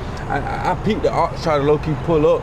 You feel me? I ain't even tell nobody. I peeped the ox try to low-key pull up. But when you already got that pistol in your hand walking around and you see them like before they even really see you, you feel me? These niggas ain't gonna do nothing but pull back off. Cause they know they late. These niggas don't want to catch a body walking nigga till they see it and see them face to face. You feel me? They want to catch a drop. They want to see you attention. like this and woo-doo, like us. It don't matter, bro. What it is, we gonna walk up to you. When you see us, when you trying to pull your gun out, we gonna do it to you. Be on there. On my mama. We got the side door open right here. We're gonna go straight side though. On the east side, we might go hotel in the city. You understand what I'm saying? We come hold up right quick, Twin. Hold up. Put the camera down right quick. They handling their business. For sure, Twin. Do you have an ounce for me as well? Oh, there's no phone. You know that? Get what? Nah, these real steppers up here too. Get what? It's real shit going on all over Atlanta. They try to act like this ain't Atlanta. Get what? But who? They know what's going on. We just ran into a real one. You dig what I'm saying, man? Yeah, they walk right into it. These real dope boy, real trenching, man. I'm Bert G. Nah, it ain't about who, but y'all don't want to be over here right now. It be hot. It be blazing. I know they hot at hotel. Dude, I've been in the parking lot for 30 minutes. I know. It be blazing. But I can tell, twin. This is gonna be amazing. Yo, we stand here. Yeah, this is a good one. Hey, this. My girlfriend. Shout out my girlfriend. Y'all niggas get y'all the real one. Y'all niggas ain't got no real one. Y'all niggas sad. Y'all niggas wake up every day trying to, cause they ain't got no real one, nigga. I'm on the run, living this shit, boy. I like you, yeah.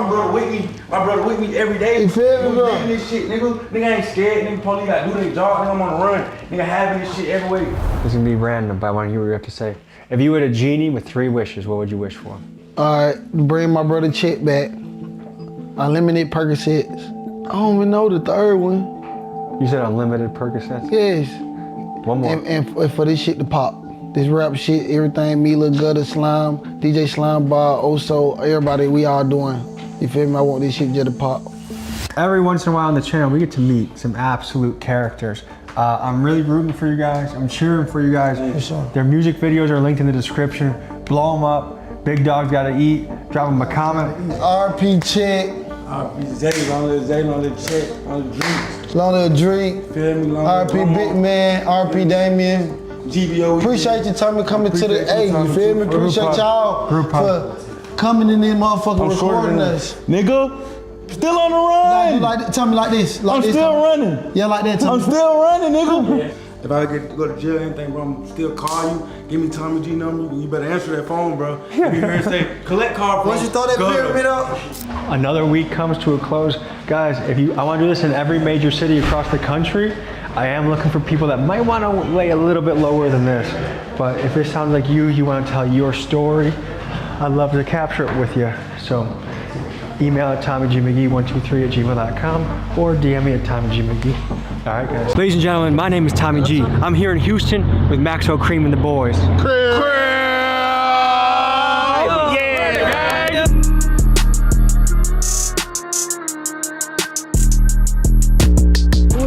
Who that is? Who is that?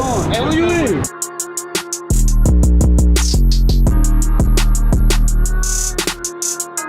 So what is this area known for? Money. It's a whole lot of Crips up here too. We stump down out here. Niggas know that. Niggas know that. To get an inside look at the Houston streets, we tap in with rapper Maxo Cream. I first heard of him back in 2018-2019 when he launched songs like Roaches and Meet Again. These songs really show his depth as a storyteller and paint a picture of the yin and yang of growing up in the Houston trenches. Maxo has lived a life that sounds like a movie or a storyline from GTA. He was 11 years old when he first experienced a police raid when they came to arrest his father, and it wasn't his last raid either. From the blue bandanas he wears on stage to frequent mentions in songs and interviews, being a Crip is a big part of his identity and something I wanted to learn more about. He's had a roller coaster career. It's included highlights like recording hit songs with guys like Key Glock, Schoolboy Q, and Mexican OT, and also major wins like signing a 7-figure deal with RCA. But it's also had its rough patches. In 2016, he and his crew got raided and RICO'd on charges of drug trafficking and money laundering, and in 2020, his little brother was shot and killed in Los Angeles. In today's episode, we head to his neighborhood, meet him and his crew face to face. Let's get into it. Before we hit the Houston streets, I wanted to see what we were getting ourselves into. In shooting a video about Second Amendment rights, I met this man named Tactical Carl, who's SWAT team and law enforcement in the Houston area, and I wanted to get his opinion on the gang culture in Houston. Here's what he had to say. My guy Tommy G asked me to talk about the gang culture in Houston. Right now, Houston, you have neighborhoods, you have cliques. You could have a blood and a Crip right next to each other putting in work because it's all about the clique and the hood that you are from. You had a lot of Bloods, you had a lot of Crips, some Vice Large, GDs, MS-13s. A number of reasons I didn't join the gang, because my dad would probably cut my head off and beat me with the head that he cut off. What does the gang bring? From my perspective, it doesn't bring shit. You have to get jumped in. Multiple dudes beating the hell out of you. What are you getting out of it? If you look at YSL and all these people who are sitting here telling on each other, people ain't cut like they used to be cut. Your same gang member that you're gonna go out, you're gonna go sell some dope with, rob grandma groceries, is going to turn on you. Maybe back in the day, in the 60s, 70s, 80s, 90s, the gang members, they did something to be a community. We're not talking about then, we're talking about right now. My message to the people is find a job, do something productive. If you want to get down and do violent shit to people, United States Army is hiring. Max OCO Summer, snatch my chain, we whack your mom. You got a better chance surviving as a suicide bomber. Well, ladies and gentlemen, welcome to Houston, Texas. We're pulled up on the 12600 block. I don't know too much about it, but we're gonna learn. First, guys, got these big dogs gotta eat shirts. They're flying off the shelves. Get yours at TommyGMcGee.com. You always gotta stay strapped, all right? I don't have a gun, but I do have it's getting a little cold in these Texas winter, so I'm just gearing up. We're meeting a very special guest, Maxo Kream, a Houston legend, Texas legend, very respected in the rap world, and he has songs that hit you in the heart. When you hear songs, me kind of an idea, just a small glimpse of what it's like when you have family members, friends going away for a long, long time. I think he's gonna have a lot of life lessons for us, but right now we're on rapper time, so again, we made it to his block before he did it, just how it goes in the rap world. So let's talk to some of the locals first and get some background here. What's going on, guys? How you doing? You tell the people where we are right now. Man, we on the block, man. We on the Sunny's 12600. We on the block right now. What side of Houston are we on right now? Man, we in A-Leaf, SWAT. Are you guys in Maxo's crew? Yeah, big KCG shit, Persona shit, Lockup gang shit, 1021. You said KCG? Yeah, Cream Click gang. The squad name is Lockup? Yeah, oh, that's us, Lockup. That's the music entertainment. Maxo Persona Money. Is it Lockup what you're trying to avoid? That's what we're trying to avoid, but it's a saying like they could be out there slapping, oh y'all locking, or you could be arguing with your girl, oh they over there locking. It's a slang. It's like really a term. Yeah, educate me on the Houston slang, please. You gonna hear a bitch a lot. You know what I'm saying? Like, what's up? It's like that's my partner. Nah, for real. You can call another man that, and it's not gonna end up in fists. Not if you know him, but like not if you it know him. depends on the term. Like, you wouldn't say it to your grandpa though, right? You wouldn't be like, who? To your grandpa? No. Okay, so but you know when a nigga saying, that nigga who like want to swab or something. But you can tell by the tone. Yeah. Okay, I'm a little worried to work that in my vocabulary because I feel like if I say it the wrong way, you might. I don't want to end up on the concrete. I ain't trying. We ain't trying to honeycomb you out here. Yeah. What does honeycomb mean? Honeycomb phrase. You know they keep the cameraman up. They just stump the cameraman. Look how they looking. Miguel, I would never punch you. All right. What is going on? So I'm basically a Houston resident at this point. Yeah, you good right? You good with us? Yeah, hold on. The real sexy red. Are you saying the other one's the fake one? Yeah. I thought you was scooting up on me, but I'm not sure. I'm not sure. She locking up. She locking up. See, that's a sound. That's a sound like she locking up right now. Like what she was just doing, she locking. Like I'm the real sexy red. Like she locking. Y'all from Milwaukee though? Milwaukee. What do you guys know about Milwaukee, Wisconsin? I know it. They go down in Milwaukee. They peas out there too. I know I'm Milwaukee. So what is this area known for? Stumping shit out, money. Hey, look, at Sunyon, you gonna get money. It's a whole lot of Crips up here too. So I'm saying this is what this area knows. This gang activity like in HGC, we stump down out here. Niggas know that. When you come to Sunyon, you gonna get money. Hey, shout out the Minutes Line too, man. Okay, so this is Crip land we're saying? Yeah, this Crip land for sure. Hoover land. Do people still Crip walk or is that 80s shit? Hold on, let me see. Let me just show you like that's what we do. Like what they had that music on. They had but so I can yeah. Keep going. So you gotta. Hey, they had the music on the other day. I was finna start hitting that whole phone. The Crip Walk has long been the signature move of Crips around America. The dance move was created in Compton, California in the 1970s by local Crip Robert Jackson. It has since been spread all around the world and has been popularized by rappers like Snoop Dogg, Ice-T, and Blueface. It makes me wish that me and my crew were cool enough to invent the dance move for ourselves, but so far I haven't come up with anything. I'll keep you guys posted. So you guys don't do like the traditional, like the Nah, that's really that's really Cali. Nigga can do that stuff, but we crippin' in Houston like it's gangland, man. For real.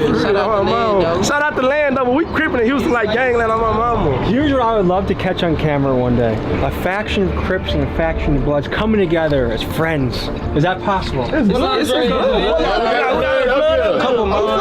We 102 shout out South walking in like we with the blood. Like some blood we locked in, we don't know. But they rules though, they ain't no blood, they probably rules though. But yeah, and we kidnap and shit. And we turn the game, man. Long live Church Gang, man. Turn the game. Kidnap. Turn the game, yeah. Turn the game. Like Turtle the animal? Yeah, like Turtle the animal. Like the Ninja Turtles. Turtle gang. Like the Ninja Turtles. Let me show you. So who are some American legends that you look up to that you're like, this guy is the man? I fuck with Elon. I fuck with Joe Rogan, you know. You like Joe Rogan? What do you like about Joe Rogan?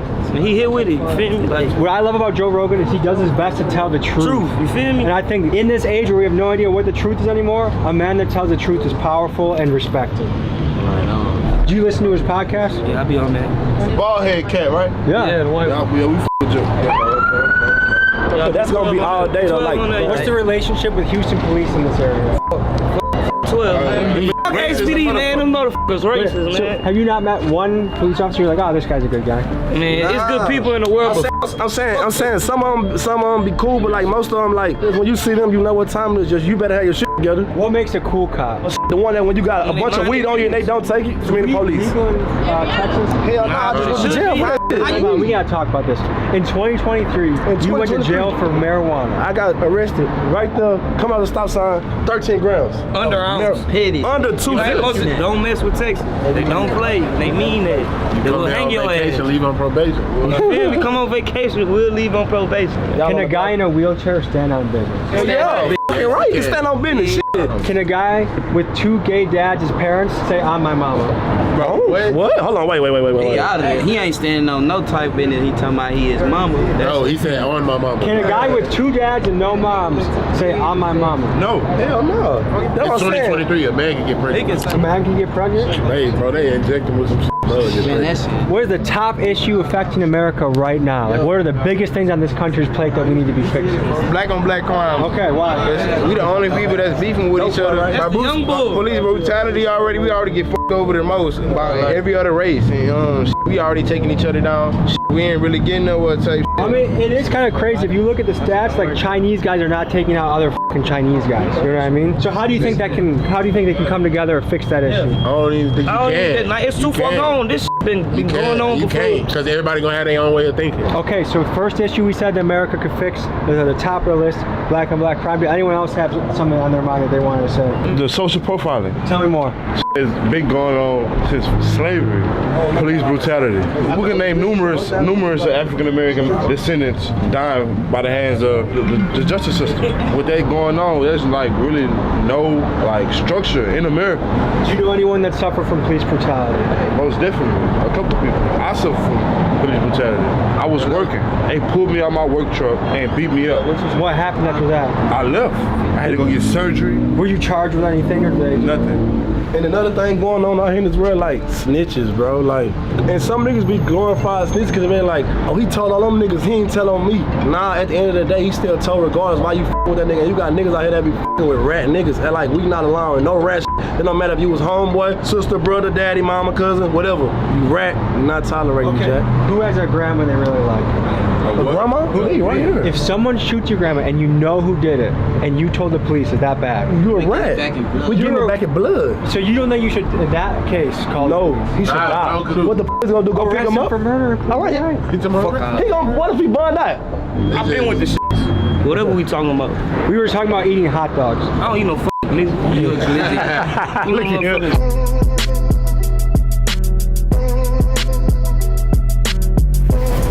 Oh, you trying to shoot the video? Can you teach me the handshake? What do I do? Oh, you gotta get jump. It's enough of us here. Am I allowed to defend myself? Oh yeah. Fight back. How long does it go for? 52 seconds. That's a long time, dude. How did you arrive at the time of 52 seconds? That's very precise. That's the dude. That's the dude. 5 dudes, HGC, that's so we gonna go 52, we not gonna go no. When they say 52, it's done. It's done. You know what I'm saying?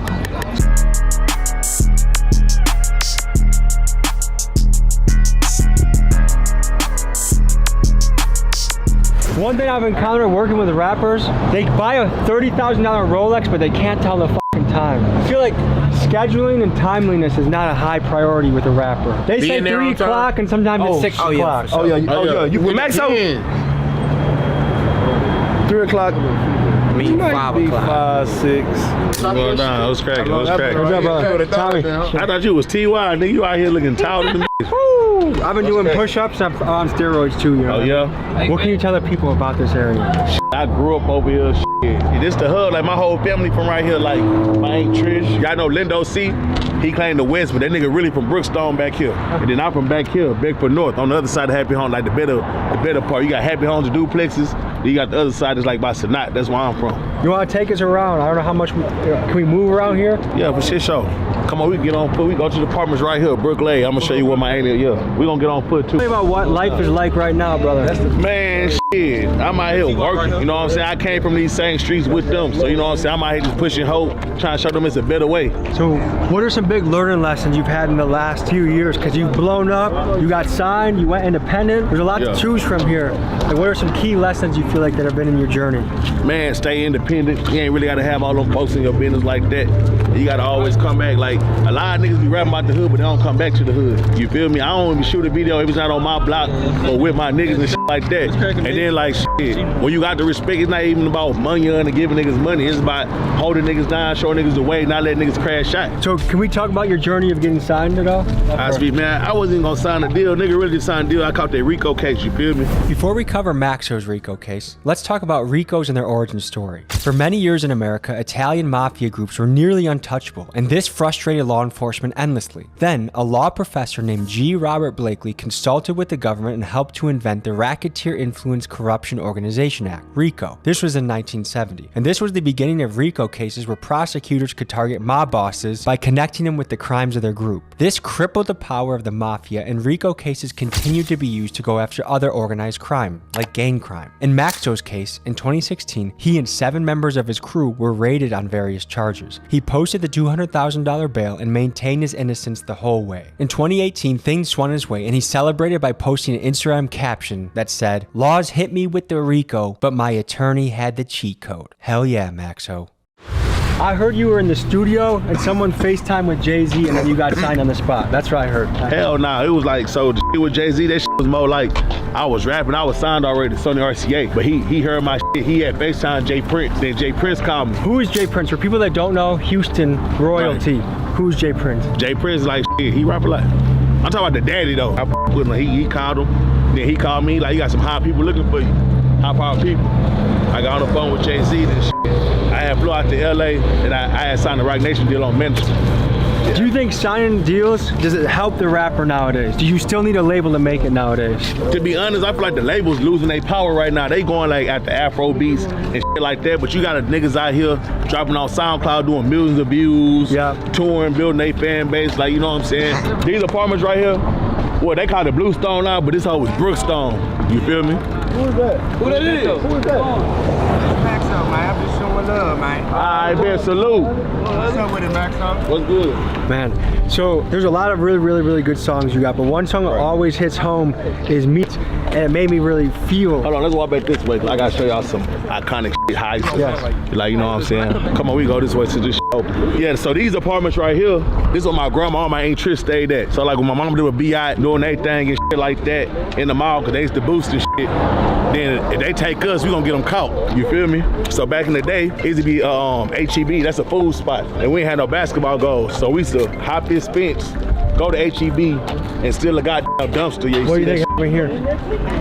Somebody had to get the fuck up out this hole, and they did. So do you think there's like a code that people should abide by, and do you feel like people are still following the code, or are people getting real shite? Man, there ain't no code. A nigga snitch on you, then go shoot your mama house up. But these niggas out here, wow. You know what I'm saying? That's why we still push loyalty, still stand on loyalty. Like, a lot of these niggas I've been with 15 years plus, damn near 20 years plus. Like, you gotta think, bro, I'm 33. I got down in 03. I've been crippin' for like 20 years. That's more than I ain't played football that damn long. And like, that shit really taught us a lot of shit like brotherhood, like, you know what I'm saying? Shit like that, just staying loyal. It's like, the most popular shit right now is back door. Everybody screaming back door. That shit really lame as hell. What's cracking? Hold on, get my ball up. Free MG Fat, man. Oh yeah, thank you. Whole bunch of man, really cool, man. Long man, I saw a whole lot of big things here, NBC shit, man. I know what the going on, man? Did he just say long live hot sauce? Yeah, long live little hot sauce. That's a good nickname, dude. That's a good nickname. No, they call him hot sauce? No. Like, I ain't gonna lie, like, we done lost a lot of niggas, but like a lot of my brothers go jail for murder, bro. You know what I'm saying? That's why I be pushing these young niggas, like, you know what I'm saying, like to get some money. You know what I'm saying? So now you're older, you have experience in life. Like, give a message to the youngsters out there that might be listening to music and they want to get up in the streets and really do it. What kind of advice do you have? Man, if you ain't gotta jump in these streets, don't. Like toting pistols and shit, and that shit cool, but the most live shit when you can pop it like this and your whole clique coming like this. You know what I'm saying? Like, bro, if you don't have to, like, it's different. We in A-League, like, we faced with different challenges growing up out here. You know what I'm saying? Like, your daddy a millionaire, you guys live in a mansion, you ain't gotta jump in this lifestyle. Man, pop that cool shit, man. It's cool to be cool, you know what I'm saying? So you said people start thinking about, they have to start thinking about joining at 9. That's I ain't gonna lie, in Houston, I feel like A-League got the most gang shit. I think, like, bro, like when I got down, it was Crips, Bloods, GDs, Vice Lords, Latin Kings, Cholos. Then on top of that is Cliques. How is it being a nerd in the hood? Like if you're just a guy that wants to read science books and comic books. A nigga still gonna with you. We need that too. We need that. Man, come on, because nigga, you might know some loopholes for us to get some money.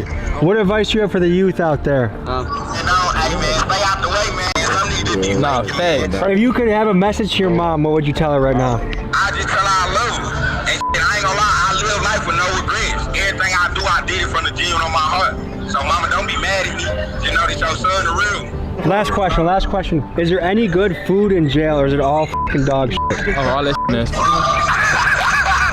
How much of a difference does it make to have a paid attorney versus a public attorney? That makes a lot, but I ain't gonna lie. I'm gonna be real. I know some niggas had some quarter pointers be some bad motherfuckers.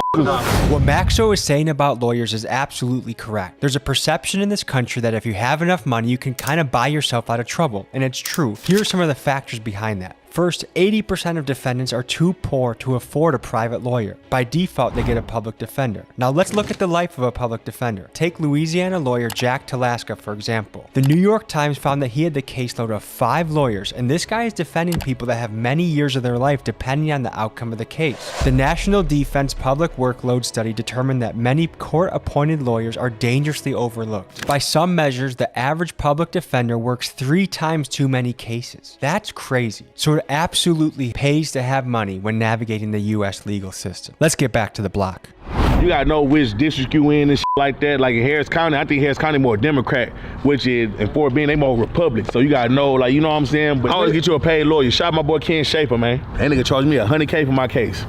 I ran off, I couldn't even pay. I gave him $40K, ran off, signed my deal and paid him the rest. What is it like psychologically facing a lot of time? Goddamn, it depends on the person. It's really your choice. It's your choice to say that shit. So niggas really be ranting out their own free will. Man, remember this, you had a right to remain silent. And man, it's really how you beat case, shut the fuck up. Niggas shut, bro, I done seen some bad, like niggas be red-handed. So this is outside my house. So this was kind of scary. I'm gonna show you who came to my door the other day. What the fuck? Who do you think that is? Fed. The Fed. That's Secret Service. CIA. So you know what I said that got them to visit me? I was with a bunch of rednecks and I'm like, Joe Biden, you wanna take our guns? You better come and get them. This is my message to Joe Biden. You come try here, come to my property, man. They visited me about that comment. And they were like, sir, we just wanted to know what you meant when you said that to Mr. Joe Biden. See, they a gang too. No, I just said I was Them boys kidding. came to your doorstep because you talking down on their game, boy. Keep them folks' name out your mouth, man. Who's someone you really look up to in the rap game? Everybody I looked up to, I met them like, man, these niggas really hoes. Really? I swear to God, bro. Like, I swear to God. What makes them hoes? They just hold, like, they don't sit on their principle and morals. I be thinking these niggas really like that, cause like, bro, I remember doing videos with niggas. I'm really trapping. I find these niggas don't even trap, not nothing. Like, a lot of shit just, I don't know, niggas don't stand on principle and morals, but I fuck with Drake. I fuck with Jay-Z. It's young niggas too, like, I fuck with Big 30. I fuck with the younger niggas, bro. I always been nigga fuck with the younger niggas, cause I know how it is to be a young wild nigga. I'm talking about staying with your people, but you fucking up, they wanna put you out. So basically you were so bad that your parents wanted to kick you out. Nah, I had to. Then like I was trapping my mama. She used to like try to extort me. Like she'd go find my work, take it, and try to make me pay it back. I'm like, I might as well just move by, do my How thing. old were you at this time? I had to be like 17. I was young in the. Tell me about the importance of bling in the rap world. It's good for promotion, but this shit don't mean nothing though. Did you regret any of these purchases? Hell no. This shit come with respect and plus being able to stand on business, nigga. You can't stand on business, don't walk around with this shit. I feel like having this is kind of like a sign that you made it. I know a lot of niggas with watches that don't got shit. A lot of these niggas got chains to be broke. I know some broke ass niggas that's real as hell that I call big bro, that don't got more money than me, but they done been through shit and they wise, you know what I'm talking about? Do you think it's ever gonna be possible that the hood and police are gonna make amends? And we're basically like, when you raise your son, then it's not like, well, f them. It's like more like, okay, that's Officer Robinson, he's a good guy. That shit ain't gonna stop. They still killing niggas on camera, putting their knees on niggas and shit like that, bro. They started the shit. Like, bro, it's a cop, bro, that come on the other block, Foreign Park. I ain't gonna say his name or nothing, but it's a cop they pulled up. He be throwing up CK. What's CK is what? That's Crip Killer. Oh. Shit like that. Like, everybody know him. I ain't gonna say his name, but shit like that. But they know what they doing, bro, man. F these niggas. Like, they don't f with us, bro. It ain't gonna never, like, you know, shit. You ever seen cats f with dogs? Cats f with mice? I know you've made it in the game. I don't know if you're still a freestyle guy or got any verses, but is there anything you want to spit for the camera? Riding, sliding, stepping, and my Drake more shots and stepping. Sasha glass for dipping, gin, effing, then spinning and being with weapons. He throwing sets, it ain't no threat, bulletproof, this ain't no protection. Pop glass like 1942, start sending Sasha to your section. Niggas fighting in the club like Bone Crusher. We don't throw knuckles, no mean mugging, we on tongue tussle. Let the chrome touch you like WWF, give out to Belgium from the turnbuckle.